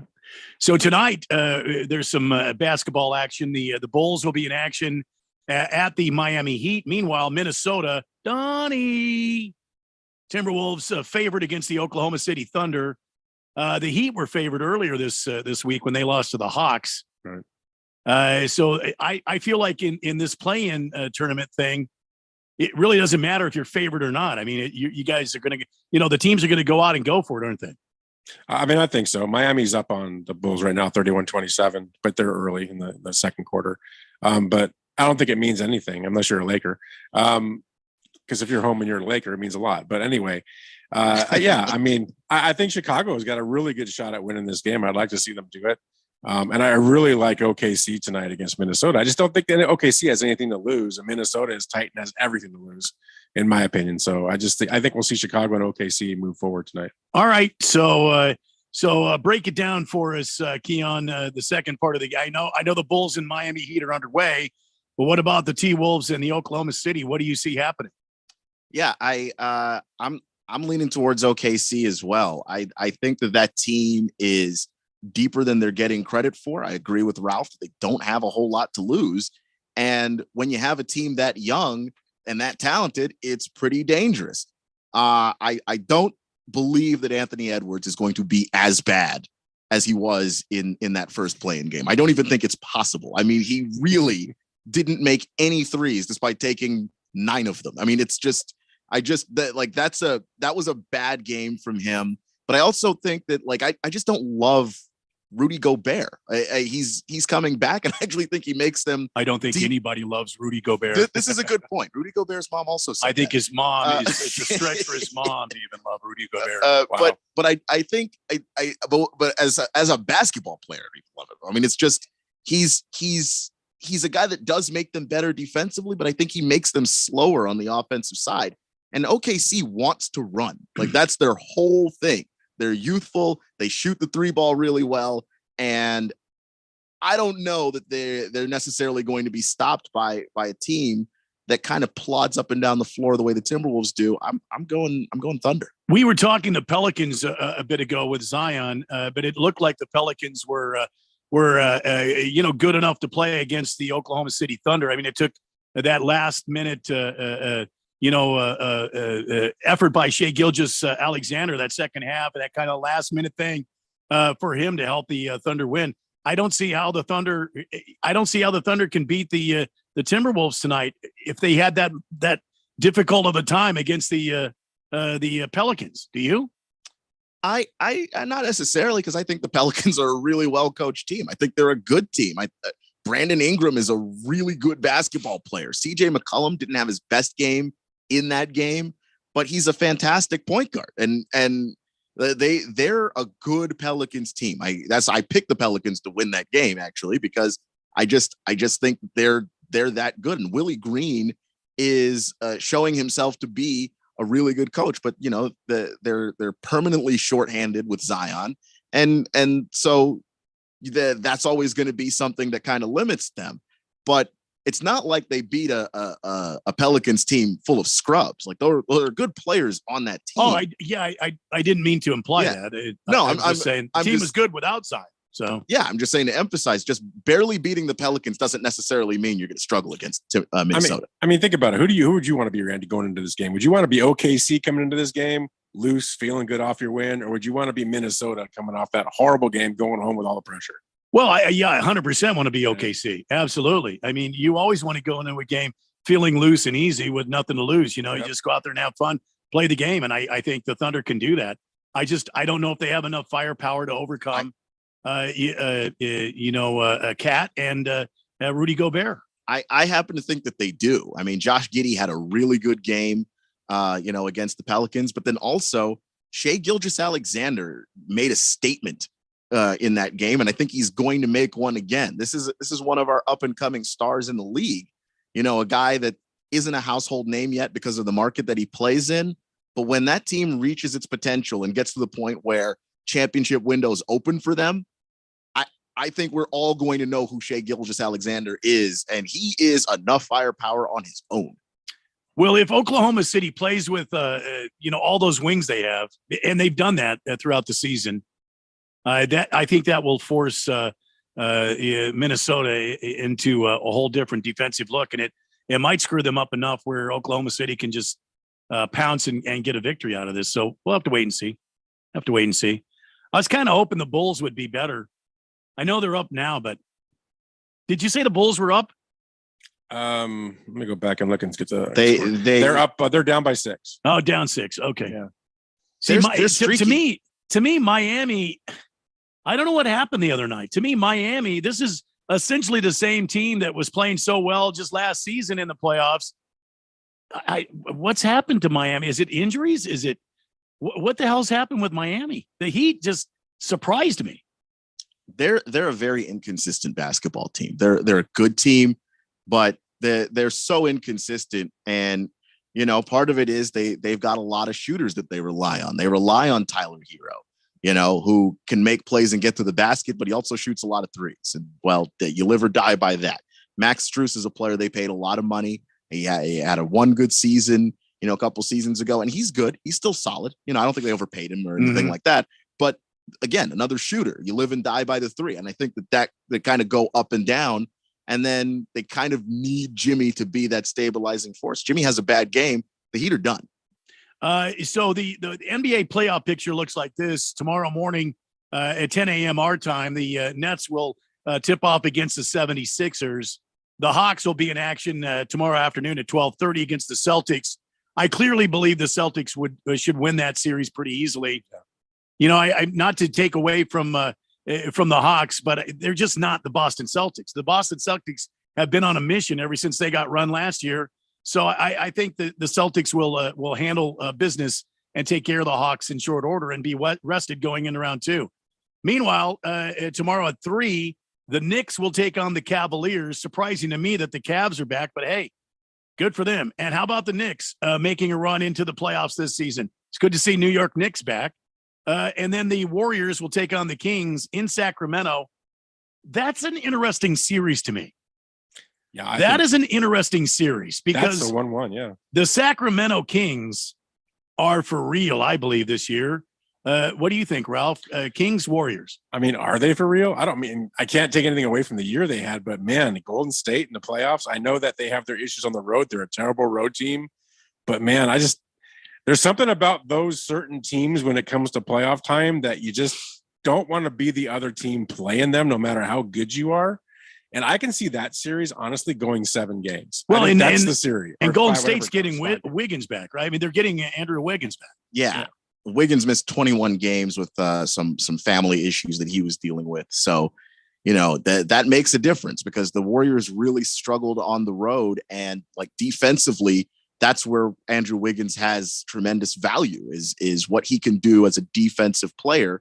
And then he's a perfect third option. Like, I don't know that you ever want Andrew Wiggins to be the best player on your team, but if he's the third guy, that's pretty scary. He's an incredible athlete. This is a guy that when he was coming out of high school, people were like, yeah, that's LeBron 2.0.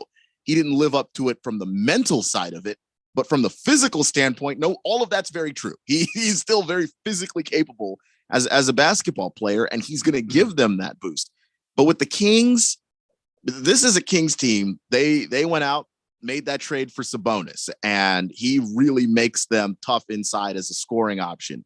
De'Aaron Fox is starting to realize his potential. He's getting into his prime at this point. They have Kevin Huerter, who's a fantastic role player, was a really great one in Atlanta. Harrison Barnes is going to be a game time decision, but that's another guy that, when he's a role player, he's really, really great. And then Keegan Murray, had a really strong case to be considered for rookie of the year for a lot of the year. And is having a really, really good season right now. I just think that they're so solid 1 to 5. I'm not going to just give this to the Warriors because they're the defending champs. All right, let's break down the Grizzlies Lakers series. We'll start with Keon because I know what Ralph's going to say. It's going to be purple and gold everywhere, and you know how that stuff never gets out of the carpet. So, Keon, give me your take on the Sunday at high noon. The Grizzlies face off against the Lakers in game 1. Lakers will be on the road for this game 1. What do you think about this matchup? Yeah, I think that the energy in Memphis, that city when they're at home, we've seen them win home games even when they were the underdog before. And this is a game where they're favored. So I'm going to go with the Grizzlies. I just think when you have Ja Morant and what he can do, and then combine that with what you've been able to get from players like Desmond Bane. There's a reason why this team was winning even when Ja Morant was suspended, because you have Dylan Brooks, who is annoying, but he is a really good defensive player. Jaren Jackson Jr. really became a dude to watch while Ja Morant was gone as well. His production went up. So if they can keep what Jaren Jackson has been able to gain in the absence of Ja and add what Ja can give you, I think that this gives the edge to the Grizzlies playing at home. Is Ja healthy enough to withstand the punishment he's about to take? I think he can do it for a game. I have to see Ja Morant really finish the series because he gets injured in the playoffs, and it's happened a couple of years in a row now. So I'm concerned that over the course of a 7-game series, the Lakers might be able to beat him up enough to where he might either miss whole parts of this series or just be a non-factor. That's what they're going to do. So Ralph, go ahead. Talk about your Lakers taking on the Memphis Grizzlies Sunday at high noon. Well, I just look at the way both teams finish, right? The Lakers I think they won 7 of the last 8 games. They were hot at the end of the season. Memphis lost, I think, 3 of the last 5, if I remember right. Let me double check that. Yep, they lost 3 of the last 5. So, that plays into it a little bit. I think Memphis, I'm a big, when it comes to the NBA, I'm really big on that first game at home. I think Memphis will have the energy and they will win that game, but they're not winning game 2. Lakers just need to win one of the games, and they're going to steal game 2 in that series. It's the old adage, take one on the road and come home and keep winning in 3 and 4. All right. So we've got more to talk about. We haven't not yet begun to break down Suns Clippers. We'll do that in the 5 o'clock hour. And I've got a nifty little thing that I think will be a lot of fun to do. We're going to ask Ralph to answer some letters about Dodger manager Dave Roberts in the 5 o'clock hour. Stick around for that one. That's going to be a lot of fun. We've got that and on this date in Big Georgia sports history and a whole lot more of sports talk. You're listening to the Daily Blender on a Friday afternoon. as we head for 6 o'clock here on the big flamethrower, 1580 and 99.3 The Fanatic. I don't even know what else to say, so I'm just going to turn my mic off now. Enjoy the break.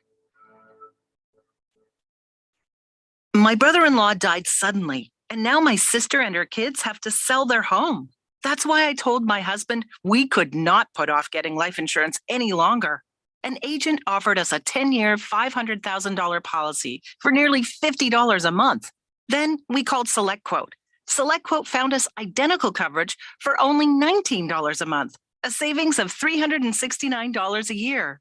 Whether you need a $500,000 policy or a $5 million policy, SelectQuote could save you more than 50% on term life insurance. For your free quote, call SelectQuote at 1-800-452-5050. That's 1-800-452-5050. Or go to SelectQuote.com. 1-800-452-5050. That's 1-800-452-5050. SelectQuote. We shop. You save. Full details on example policies at selectquote.com/commercials. Greg Clark Automotive trained and certified technicians, servicing the Valley for 45 years. Located on the southwest corner of Bethany Home and 19th Avenue. Highly rated by Google. Any of their foreign, domestic, or diesel work repairs come with a digital inspection, customer approval, and warranty. 2 years or 24,000 miles. State-of-the-art service, family touch. Contact us today at 602-246-2881 or online at gregclarkautomotive.com. Mention 1580 and get 10% off. With LifeWell, help is here to support our community with counseling, housing services, and addiction treatment. We focus on adults and young adults with financial need.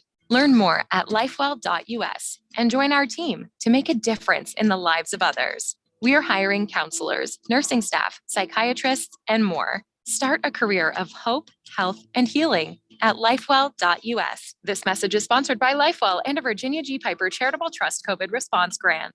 Market Wrap host Mo Ansari on Do-It-Yourself Money Management. Some people do manage money, do it very well. They enjoy doing it. Great, do it. But make sure you have somebody that can back you up.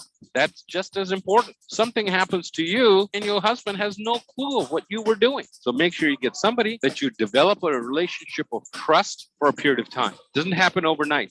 Trust is earned. You want somebody who gets paid on a quarterly basis. So their interest is there every quarter and they are going to hold your hand for a lifetime. And that's really proactive management. If you're ready for some help, call Compact Asset Management at 800-388-9700 and schedule your free consultation with Mo Ansari to learn about his holistic approach to wealth management. Call 800-388-9700. That's 800-388-9700. Compact Asset Management is a registered investment advisor, funds custodian, Fidelity Institutional Wealth Services, member FINRA SIPC.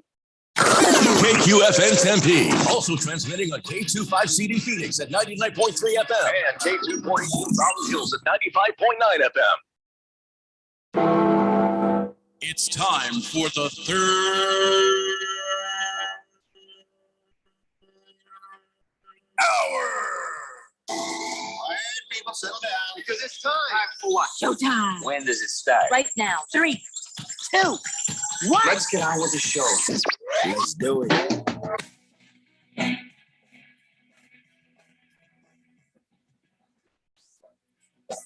It's a Friday edition of the Daily Blender here on 1580 and 99.3 The Fanatic as we broadcast live from the Harmon Solar Studios in beautiful uptown Scottsdale with the CRC Megaplex.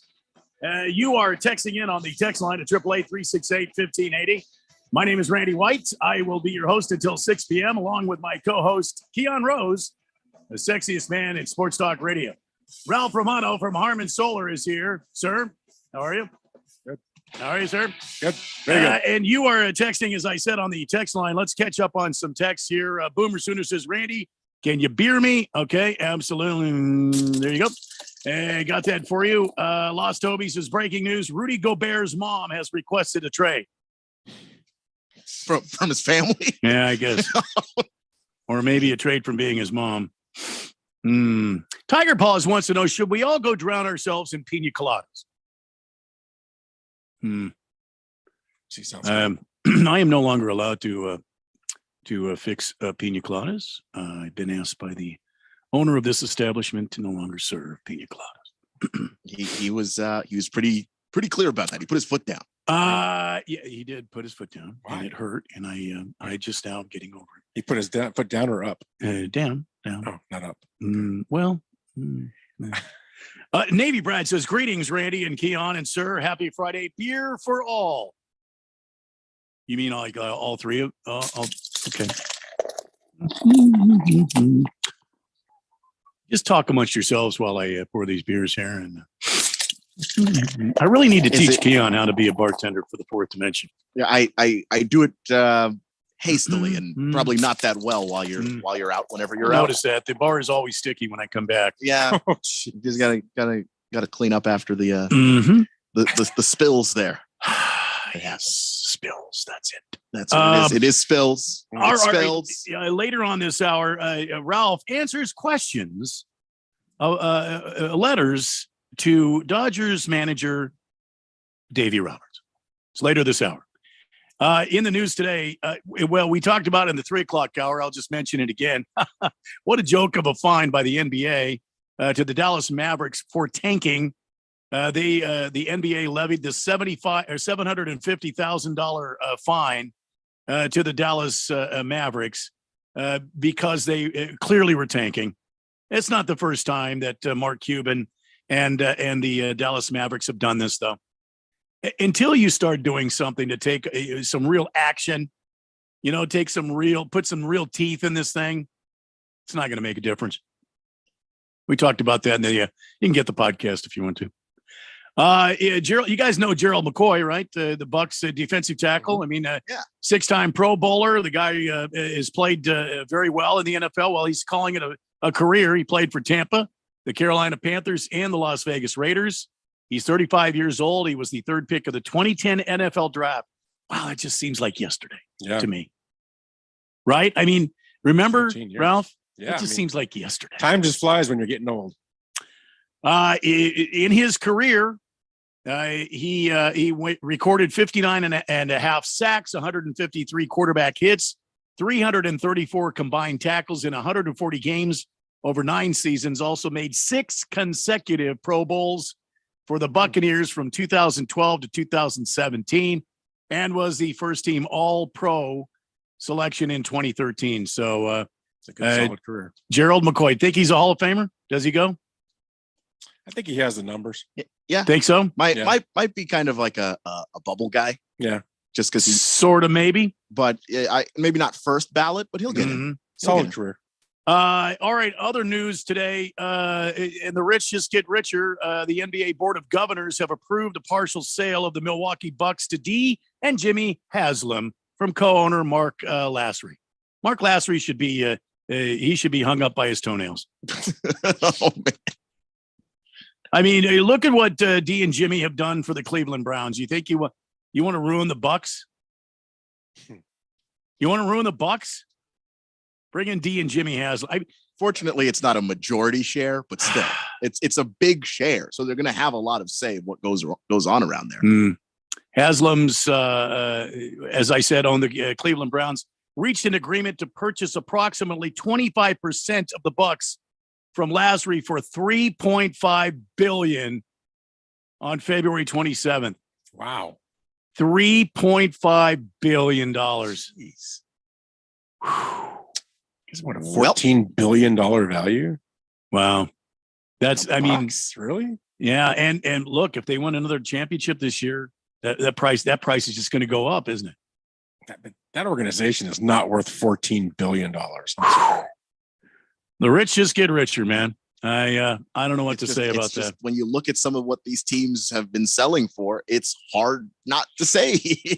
I mean, when the Suns sold, people were like, wow, that is a lot of money. I mean, and then, we had the Broncos sale. Obviously, the Commanders sale is looking like a lot of money being thrown around here in the last few days. Sale. So when the Bucks come up, I think whatever number you were thinking, it's going to go for more.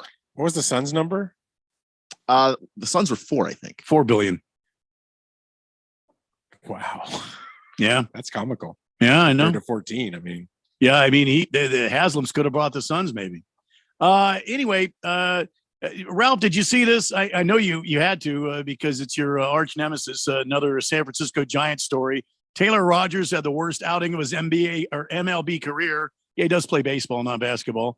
Apparently got into an inning and he faced Trace Thompson. He threw 1 strike and then 4 straight balls. Chris Taylor stepped in. He had a foul ball, then a ball, then a strike, then 2 balls. And then there was an automatic ball because a pitch clock violation. So, yeah, Rogers, he had another guy on base. Then Mookie Betts dug in next, a strike, and then 4 straight balls. Betts goes. Now it's bases loaded, nobody out. Rogers struggling to find the strike zone. Then he went against Freddie Freeman. Professional hitter. Ball, foul ball, ball. And then he walked in a run. So that's what happened. And then he was taken out of the game where he walked straight over to the bench. Now, I don't know what snapped in his mind. I don't know what, but I know left-handed pitchers are a bit off center anyway, having been a catcher and having had several guys, left-handers throw to me. And they're all just about that far off center, just a degree or two. Some of them a little more. I reference Mitch Williams, but for the left-handed pitchers are not the straightest birds in the coop. It's true. So he walked right over to the bench, took his glove off, threw it violently on the bench, and proceeded to beat the stuffing out of his glove. And that wasn't it. After he beat his glove up, he said a few choice words and then threw the glove in the garbage can, walked down to the tunnel, into the locker room, and hit the showers. Classic. Well, I mean, remember, he doesn't pay for that glove. Look, that glove had it coming. They give him new gloves. That glove had it coming. Yeah, they give him new ones every year, like 2 or 3 of them. So that one just didn't work for him. It was the glove's fault. It was the glove's fault. I told always you, the glove's it's a left-handed pitcher, and they're not centered. I'm telling you. Well, I mean, in general, baseball players are a little off center, and they're very superstitious. So, I mean, he probably said, "This is the glove's fault. I'm going to beat the crud out of it and throw it away." Yeah. I'm looking at it here. I got to learn how to put this stuff on my Twitter so you guys can look it up. But this is what Taylor Rogers had to say when asked the question about his glove. Is your glove still in the trash? I assume so. I hope so. We're gonna have to get the Rawlings website going.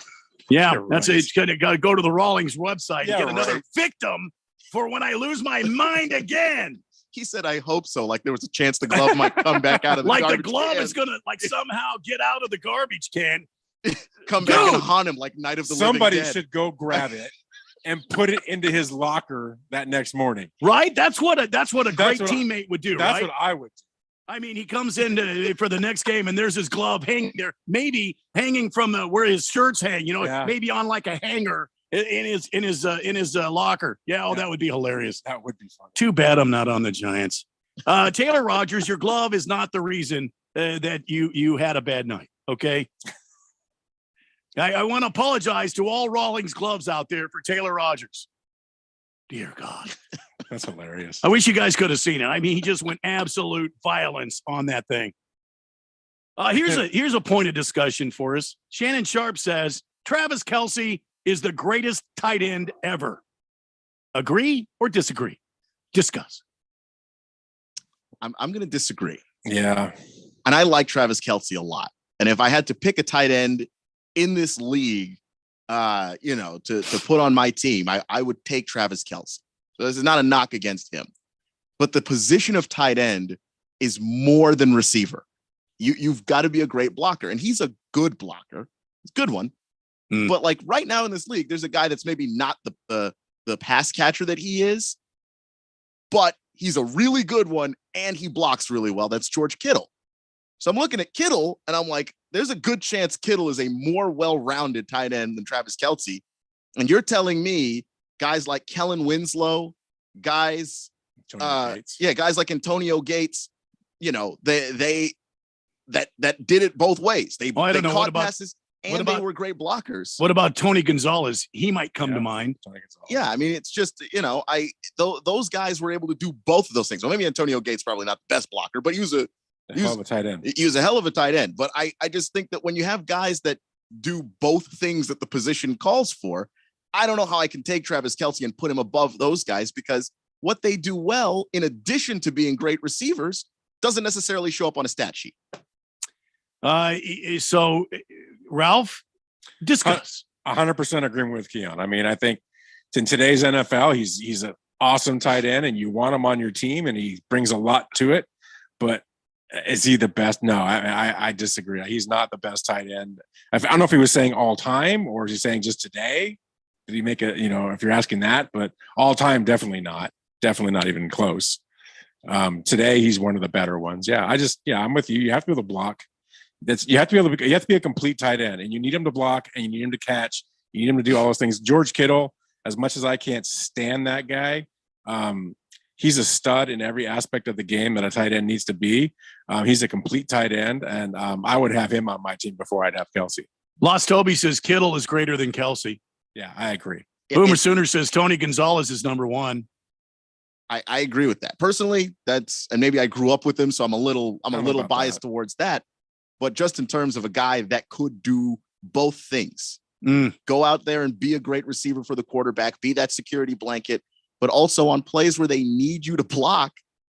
I mean, there's a ton of dudes that are better than Travis Kelce at doing that, and that's why I can't say he's the best. Big George is asking a question to you, Sir Ralph. You, sir, are a wealth of knowledge. Can you tell me, please, why the Dodgers are so bad to start the season? Is it time to fire Davey Roberts? Big George? Now, I'm going to let this slide in here, but we have a whole segment I've saved it all day in the next segment for Ralph to answer letters about Davey Roberts. But go ahead. Go ahead, Ralph. But before Ralph says anything, Big George, simply not satisfied with trying to fire his own manager. Oh, hell no. He'll fire anybody. Trying to fire his own manager from a team he doesn't even like. Yeah, he's equal opportunity fire guy. Yeah. I'll make this really short and sweet. So not because we're going to talk about it next segment, but no, it's not even close to time to fire Dave Roberts. That's ridiculous. And the Dodgers are not off to a bad start. I mean, they're still 7-6. They are in second place. And we've talked about why they're 7-6. It's because of the bullpen. Because the Diamondbacks beat them. So as soon as they get a couple pitchers back and the bullpen and a couple starters back, this is a moot point. But we'll talk more about David Robertson specifically in the next segment. But yeah, you're out of your mind.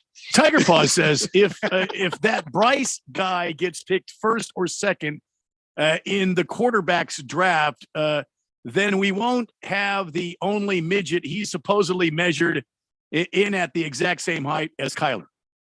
That Bryce guy, Bryce Young. He gets picked first or second in the quarterback draft. Well, he's listed at 5'10", right? But he's really 5'9". Well, he's listed at 5'10", but so is Kyler Murray. Yeah, Kyler Murray's not 5'10". Joe the Show, I'm not going to read that because it will incite Ralph to start running. He might even take his shirt off and run around and beat his chest. I'm not going to do that. Let's do it. Mr. Pringle says I'd have a hard time passing up Gronk. Well, Gronk's. Wow. I forgot about that. How the hell did we forget about Gronk? Hell yeah.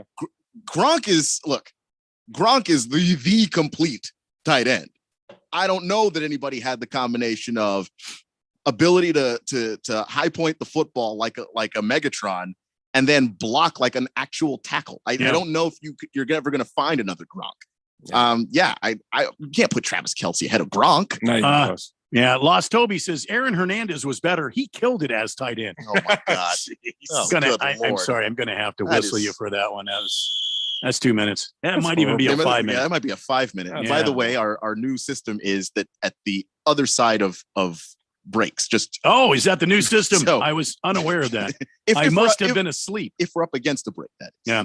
All right. We still have some more time. So here's some more text from the great fourth dimension. Hefty Lefty says, come on now, Randy, you played golf. It's always the equipment's fault. No. I've had my same golf clubs, all of them, intact since I bought them. I don't know why I'm coughing so much all of a sudden, but sorry about that. I have not lost any clubs. I have not destroyed any clubs.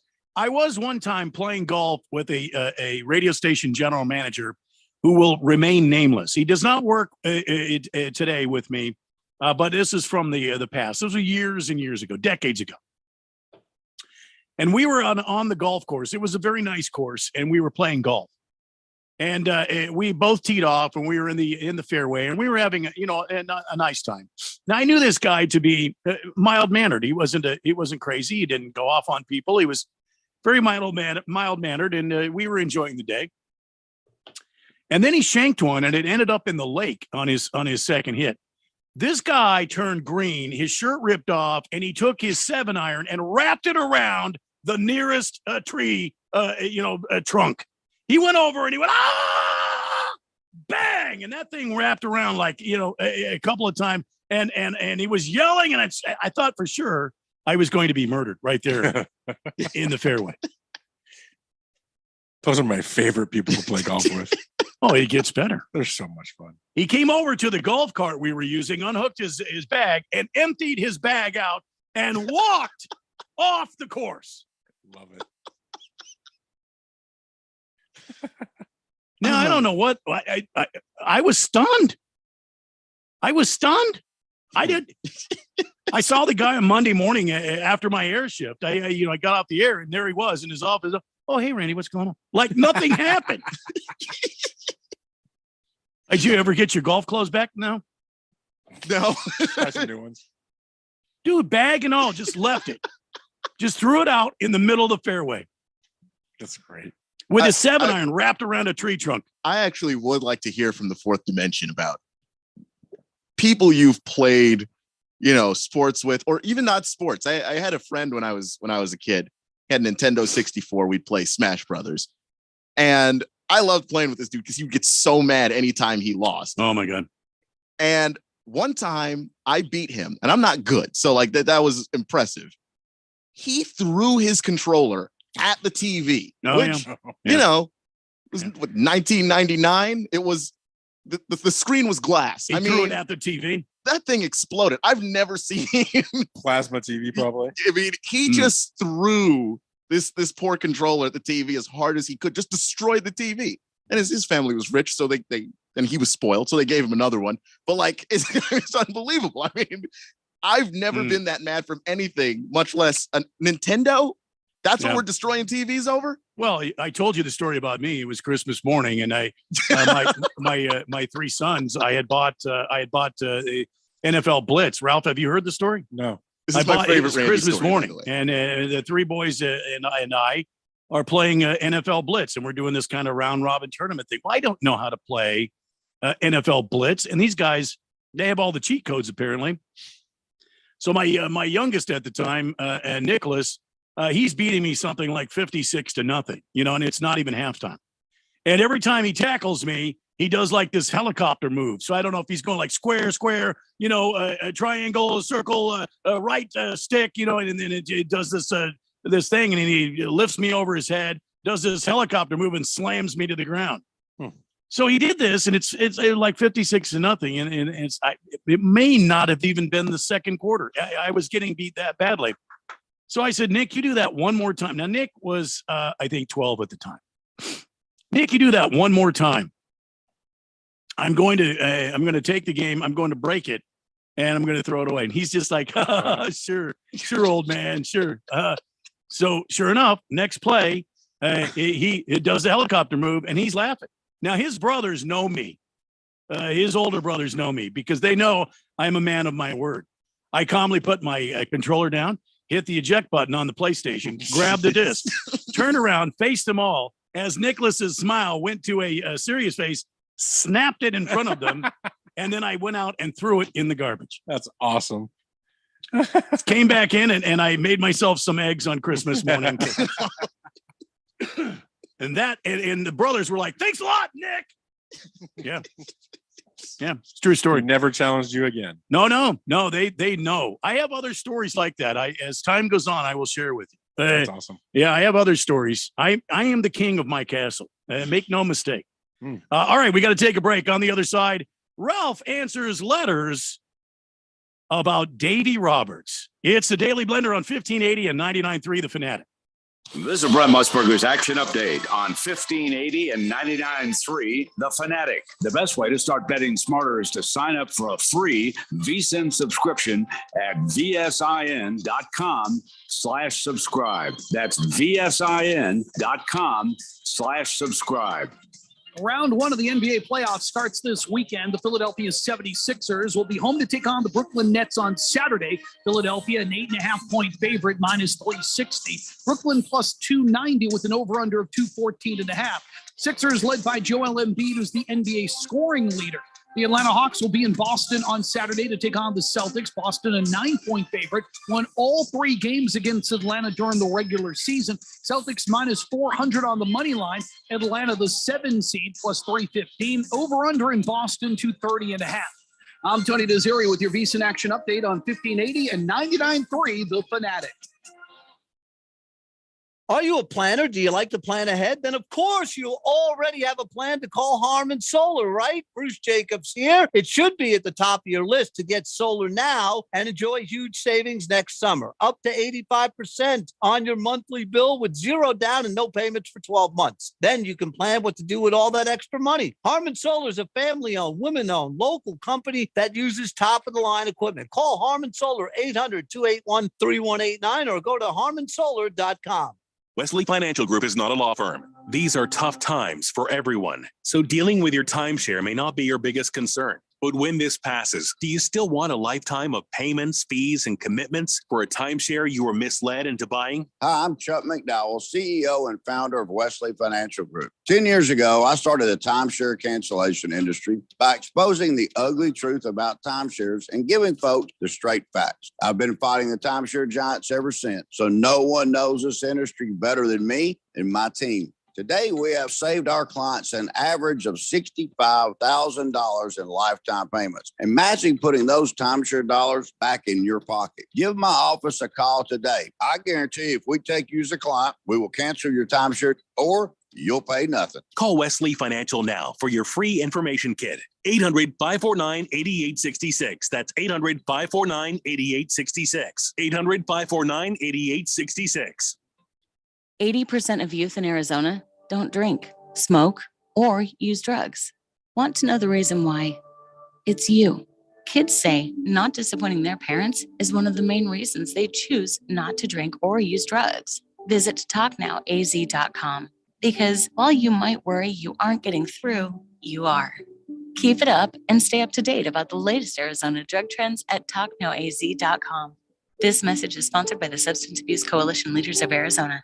Will Shakespeare here. Back in my day, I invented over 1,700 slang words like swagger, bedazzled, and my personal favorite, besmirch. But even I have trouble understanding slang words like yeet or bougie or this is fire. Actually, it is extremely smooth Shakespeare vodka. Okay, boomer. See what I mean? But there is one word that describes the pure quadruple distilled spirit crafted from an 8th century Polish recipe the first time you try it. So lit. I couldn't have said it better myself. Shakespeare vodka. So lit. Baseball is in full swing. See you later!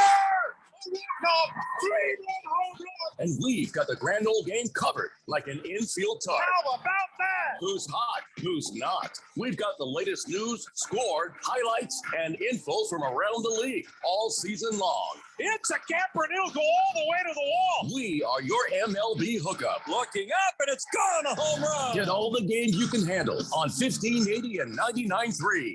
The Fanatic.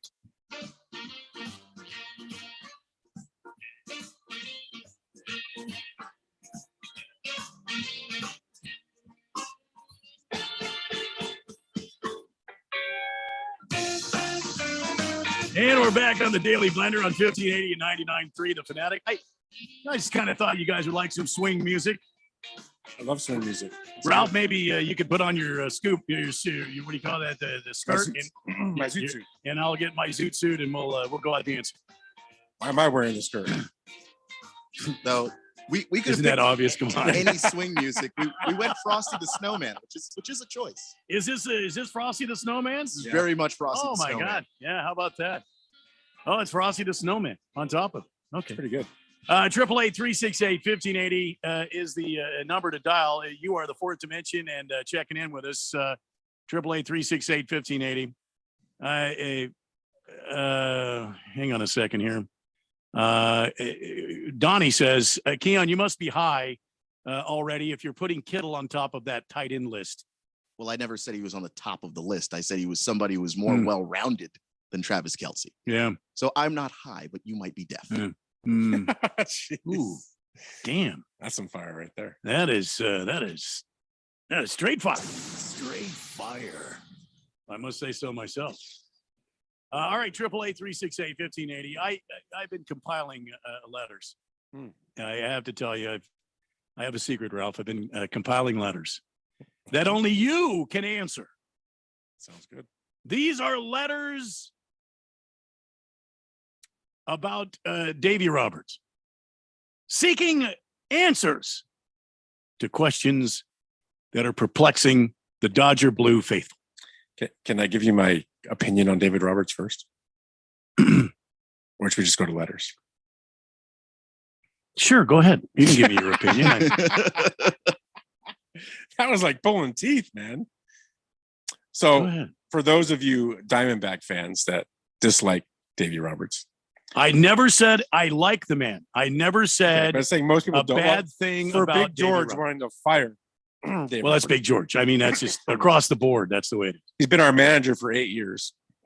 All right. He's 660 and 386, a 631 winning percent.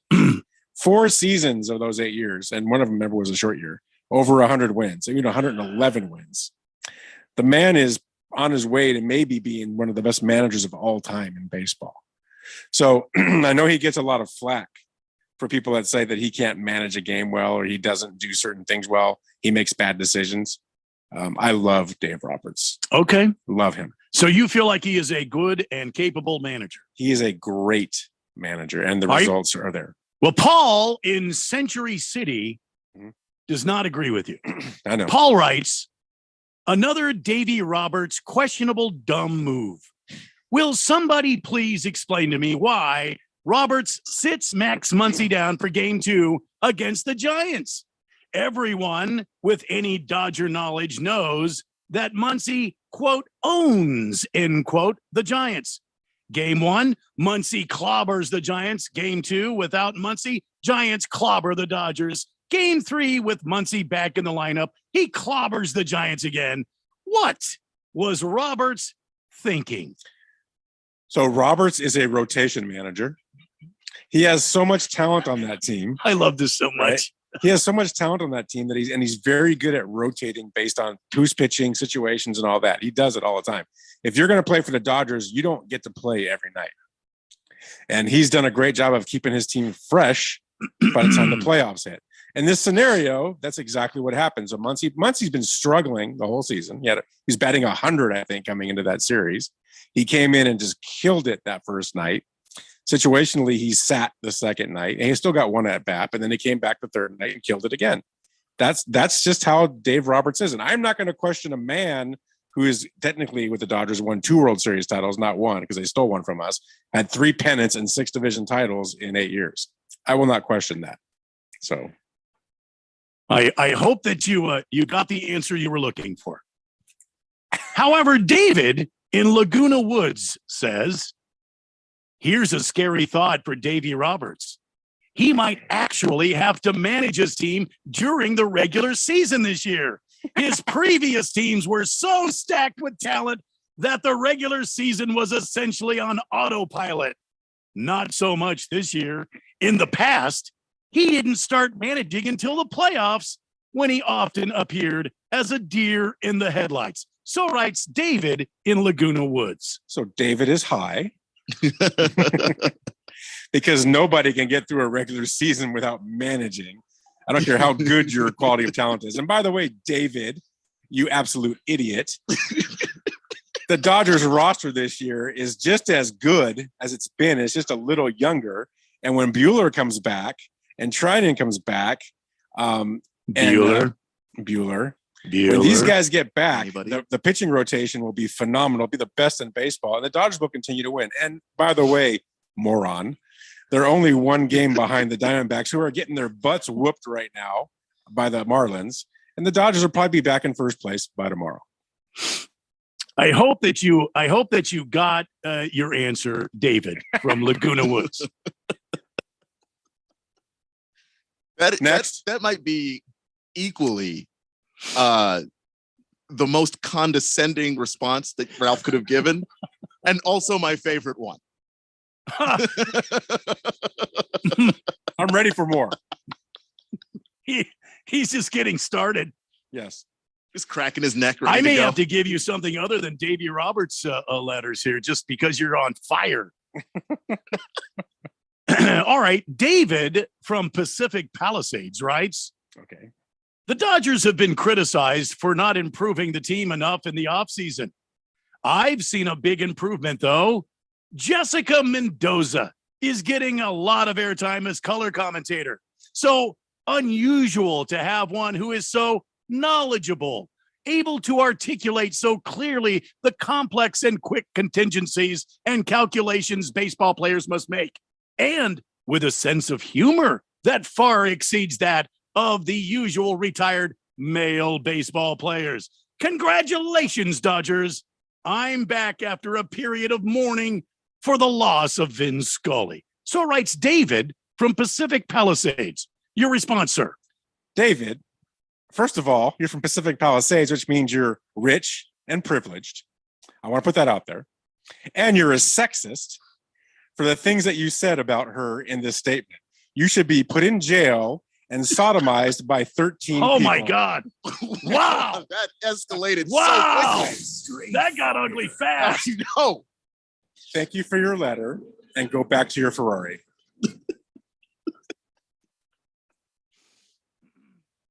Roy from Culver City writes, there's nothing to add, really.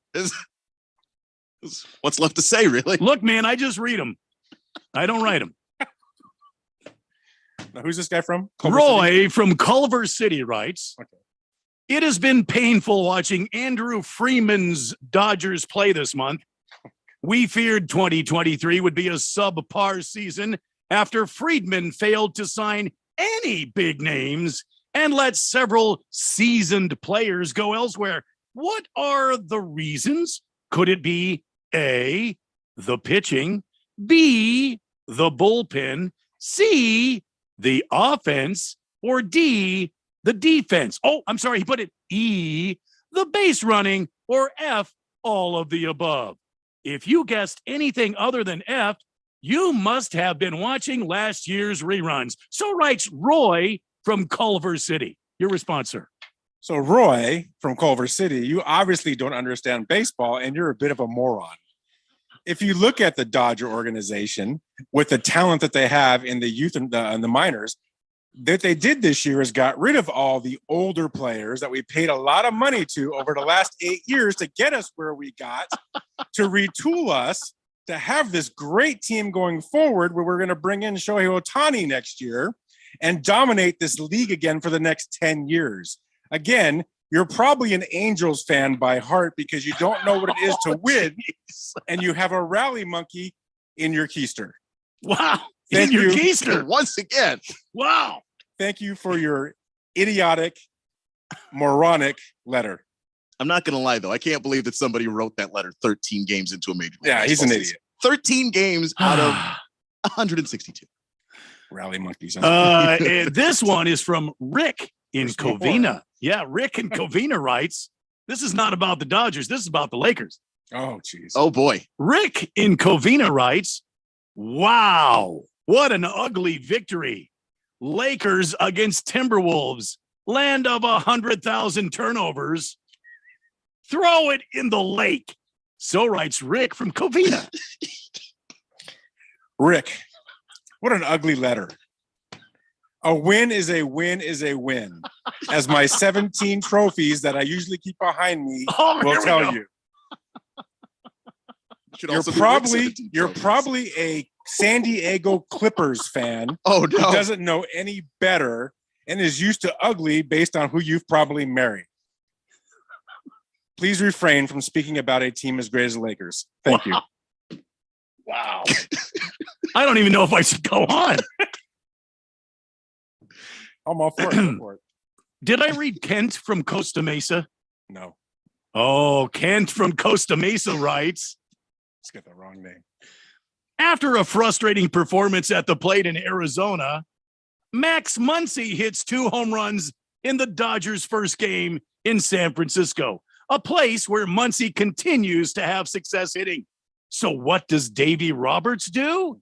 He sits Muncy out in game 2, which the Dodgers only managed 3 hits in a 5-0 loss.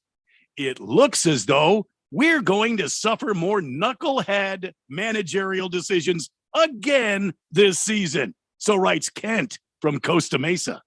So Kent, you're as stupid as the first letter, who basically said the same exact thing. So you probably were in the room with him when he wrote it. How can anybody criticize a manager that has taken us to the promised land multiple times and continues to be the best manager in the game? I don't understand the stupidity of you so-called wannabe Dodger fans, except for the fact that you're just not Dodger fans. You're all Angels fans or Padres fans that don't have a clue. And that does it for this edition of Ralph Answers Letters about Davey Roberts. Tune in again next time when we read more mail to Ralph. Yeah, Ralph. Wow. I can't wait for my FCC violation. Wow. I can't wait for my final paycheck. This is the Daily Blender on 1580 and 99.3 The Fanatic. Cashback is not available on gas in New Jersey and Wisconsin. This is Matt Crowder live at the gas station on 41st Street, reporting on those skyrocketing gas prices. Excuse me, miss. Are you buying less gas now because of the high prices? Oh, I never pay full price for gas anymore. I just use the free Upside app that pays you cash back for every gallon of gas you buy. Wait a minute. Are you saying you actually get paid cash when you buy gas with the Upside app? Yes, I get real cash back every time I buy gas. Does that actually add up to anything? I've made around $200. Wow. Oh, there you have it. Stop paying full price for gas. Download the free Upside app and get real cash back every time you buy gas. This is Matt Crowder Radio News Network. Download the free Upside app now to earn real cash back every time you buy gas. Use promo code LANE for an extra 25 cents a gallon bonus on your first tank. You can cash out anytime right to your bank, to PayPal, or any gift card for Amazon and other brands. Just download the free Upside app and use promo code LANE for a 25 cents a gallon bonus on your first tank. That's code LANE. News Team 5's News on the 5s. This just in. KFC is introducing new Kentucky Fried Chicken Nuggets. For more, here's Kelly Nichols. Thanks, Gary. These KFC chicken nuggets are tender, juicy, and highly sauceable. As one team put it, no cap. These nuggies are straight fire. Gary? Thanks, Kelly. Sounds bussin'.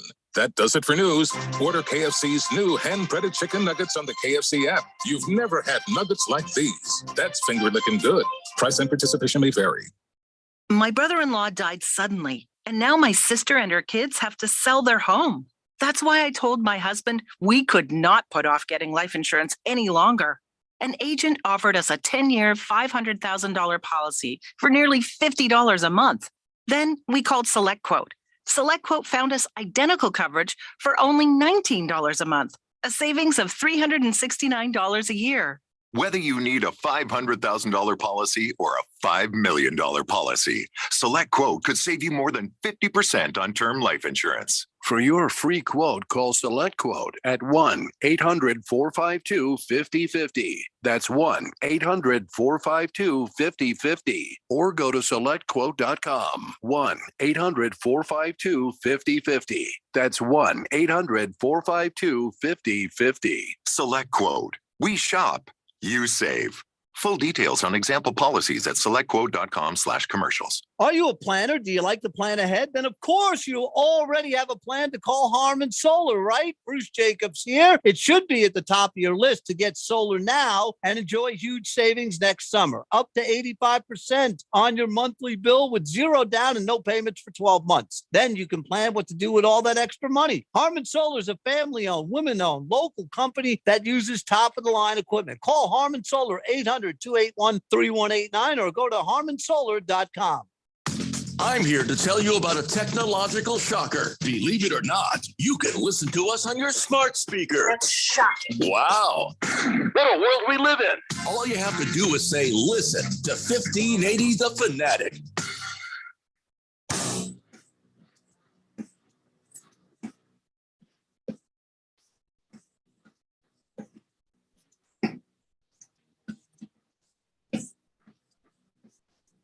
Well, we're still here after that last segment. It's Daily Blender on 1580 and 99.3, The Fanatic.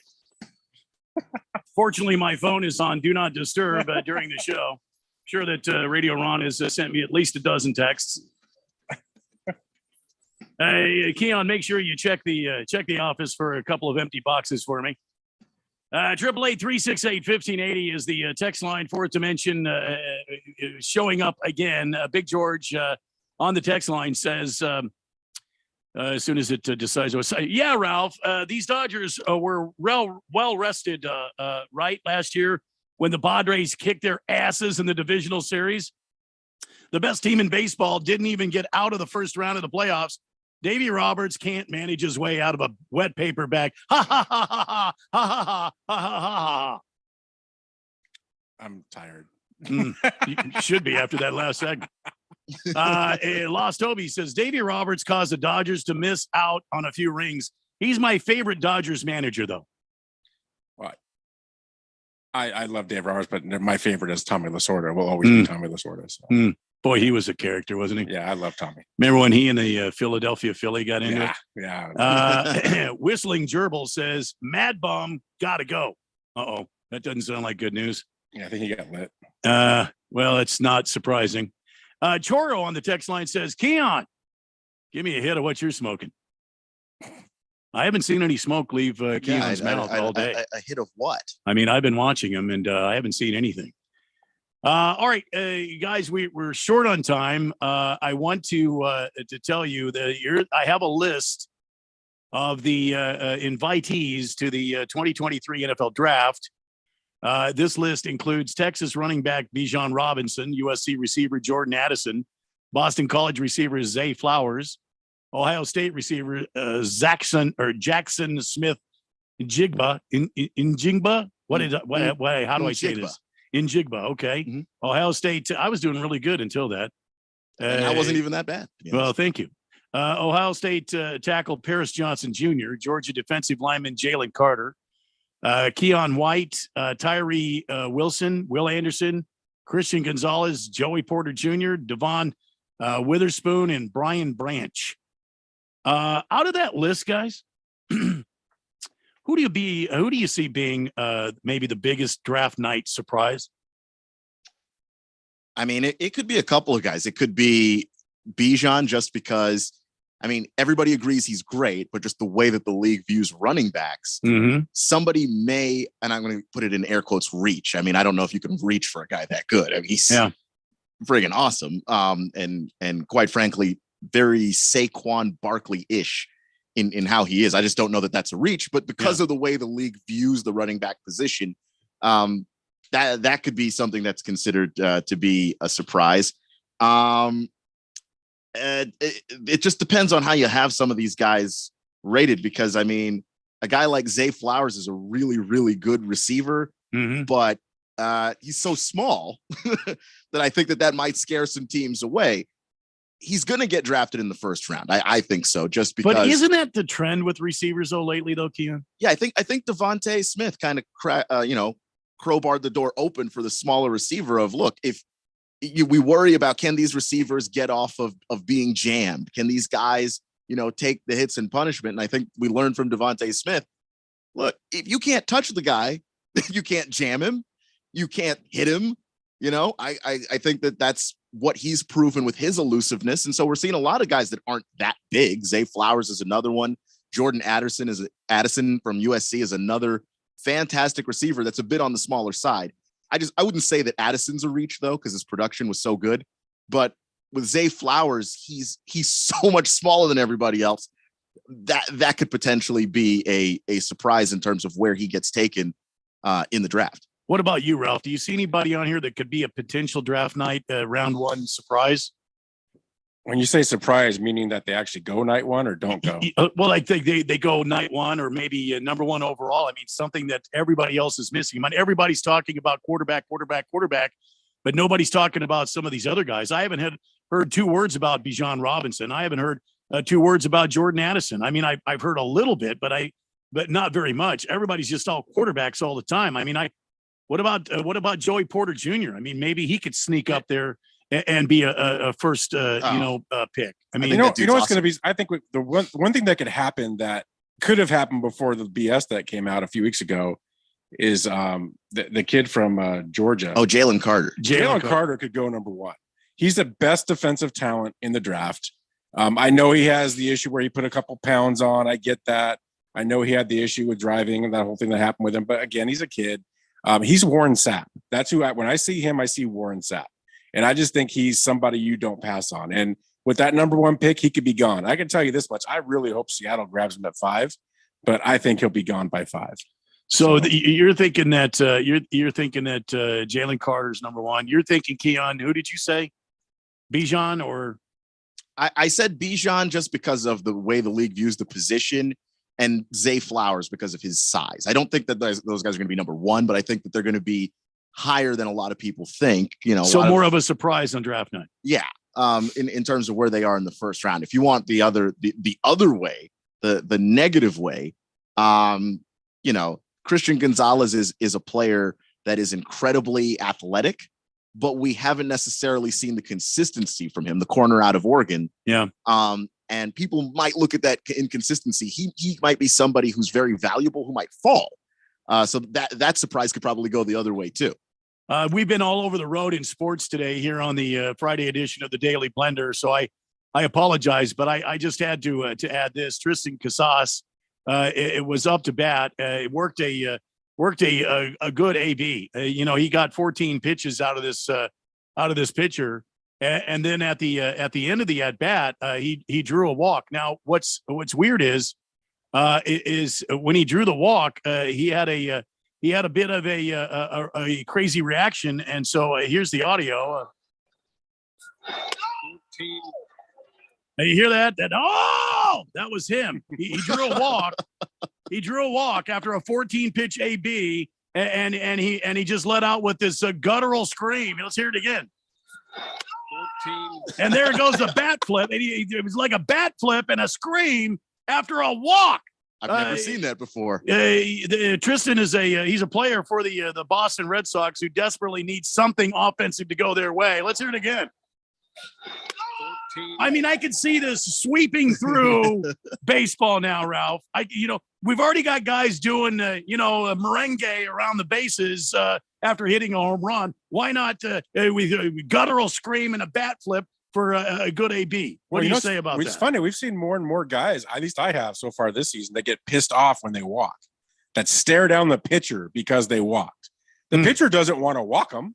That's the last thing he wants to do. Yeah, well, this guy clearly wasn't. It wasn't an intentional walk. And I've seen stare downs, and I'm like, what are you staring at? The guy's trying to strike you out. He doesn't want to walk you, but they get pissed off because they want to hit. Yeah, so it's just weird. But I just think this is crazy. I mean, I can't.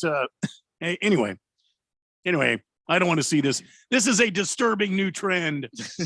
That is. I mean, here it is. I mean, come on, man. Was he happy to get the walk? Well, I guess because he flipped the bat, he must have been, right? I don't know. I mean, hard to figure that out. I bet you he was pissed. People are saying, this is crazy. Fire me up, man. We got to walk. There we go. Here we go, boys. Things like that. I don't know.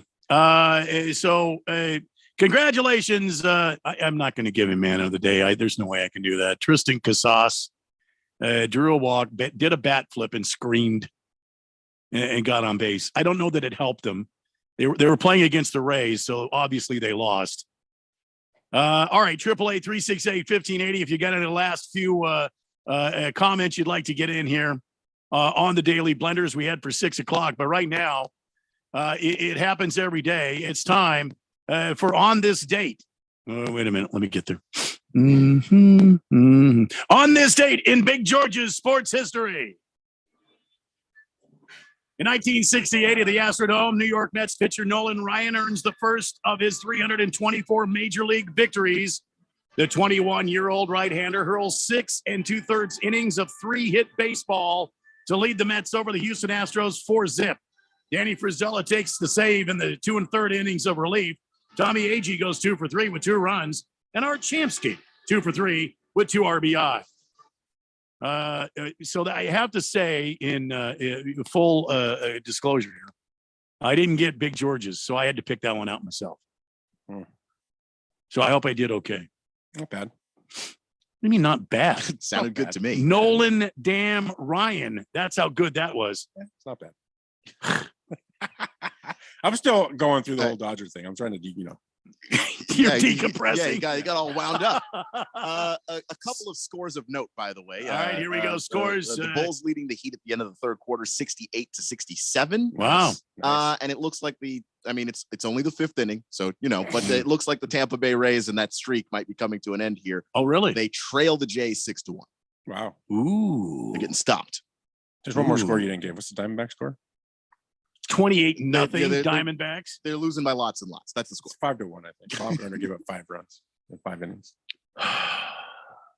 Now I have to decompress. Yeah. Yeah. 5-1 in the ninth. At least my anger went against Dodger people. So. So Jim Nance, hello friends. Jim Nance, everybody's favorite, announcer. He has taken up the fight against all of the criticism of his broadcast partner in NFL, Tony Romo. You may recall here, if you've been a longtime listener of the Daily Blender, that we have shared with you several times media types giving Romo a bit of a rough go of it. And so Jim Nance, hello friends, has come to the rescue of Tony Romo, saying that quote, it's very disappointing. It really got to me. More steam after the AFC Championship game, which was our last game, and for the life of me, can't you hear Jim Nance? And for the life of me, I didn't understand it. Where was all this outcry during the season? It's not like we were invisible. So Romo has been criticized for not being prepared, for being a bit aloof in his recent calls, not up to par like he was before. And Jim Nance came to his rescue saying, it sounds like misinformation. I think there was a little bit of misinformation attempt here to portray him in a not so favorable light. Can Nance ever say anything negative? It's always, not so favorable light, friends. I mean, if you end up being the guy that's the voice of the Masters, probably not. Hello, friends. Jim Nance went on to say, quote, he's also one of my best friends. I love the guy. And when somebody starts questioning our chemistry, there's an agenda there. I have never had better chemistry with anybody in my career than Tony. All you have to do is sit in the booth with us, which people that are covering our business, they're always welcome to come in and take a look at how we interact between the two of us on the air, off the air, between plays. It's amazing, end quote. Hello, friends. So, Keanu, you believe this? I mean, is this? Yeah, I do. Because they're friends. I mean, if you work together with somebody, and you actually enjoy their company, if that's your friend, you're going to go to bat for it, and I think that's what Jim Nance is doing. I completely buy that he doesn't think there's anything wrong with Tony Romo. I never heard anything about, their chemistry. What all the criticisms were directed at Romo himself. And I don't think that really he said anything that debunked any of that. The stuff with Romo about him not being on top of his game the way that he was when he first got the job, that stuff still seems true to me just from having watched him myself. So you think there is something there? I think there is something there. But in terms of, does Jim Nance think there's something wrong? I don't think Jim thinks that. I think that Jim is like, no, I'm showing up and working with, a guy that's gotten to be a really good friend of mine. Jim Nance went on to say, quote, Tony is amazing. Don't ask everybody to be the same, by the way. Don't ask everybody to be the same, by the way. Him saying that Tony Romo was amazing is the only actual statement that he made in that entire thing that he said. He refuses to say anything controversial, but he actually put that one out there as an opinion. So I believe it. Well, there you go. Jim Nance sticking up for little brother Tony Romo. I guess more from this soap opera will play out as the time goes on. We'll keep a close eye on that. Well, Ralph, hey, thanks, man, for being a part of the show today and being a good sport with our segment. Ralph answers questions from Dodger fans. I mean, I thought it was a great segment. And it's been a pure pleasure working with both of you guys. I'm sure we'll see each other down the road somewhere. I'll never be asked back on, but I appreciate it. We had a good run. Thanks again. Great job as usual. For Keon and Ralph and Jeffrey, wherever he is, this is Randy White saying good night, everybody. We'll see you Monday on the Daily Blender. Wesley Financial Group is not a law firm. These are tough times for everyone.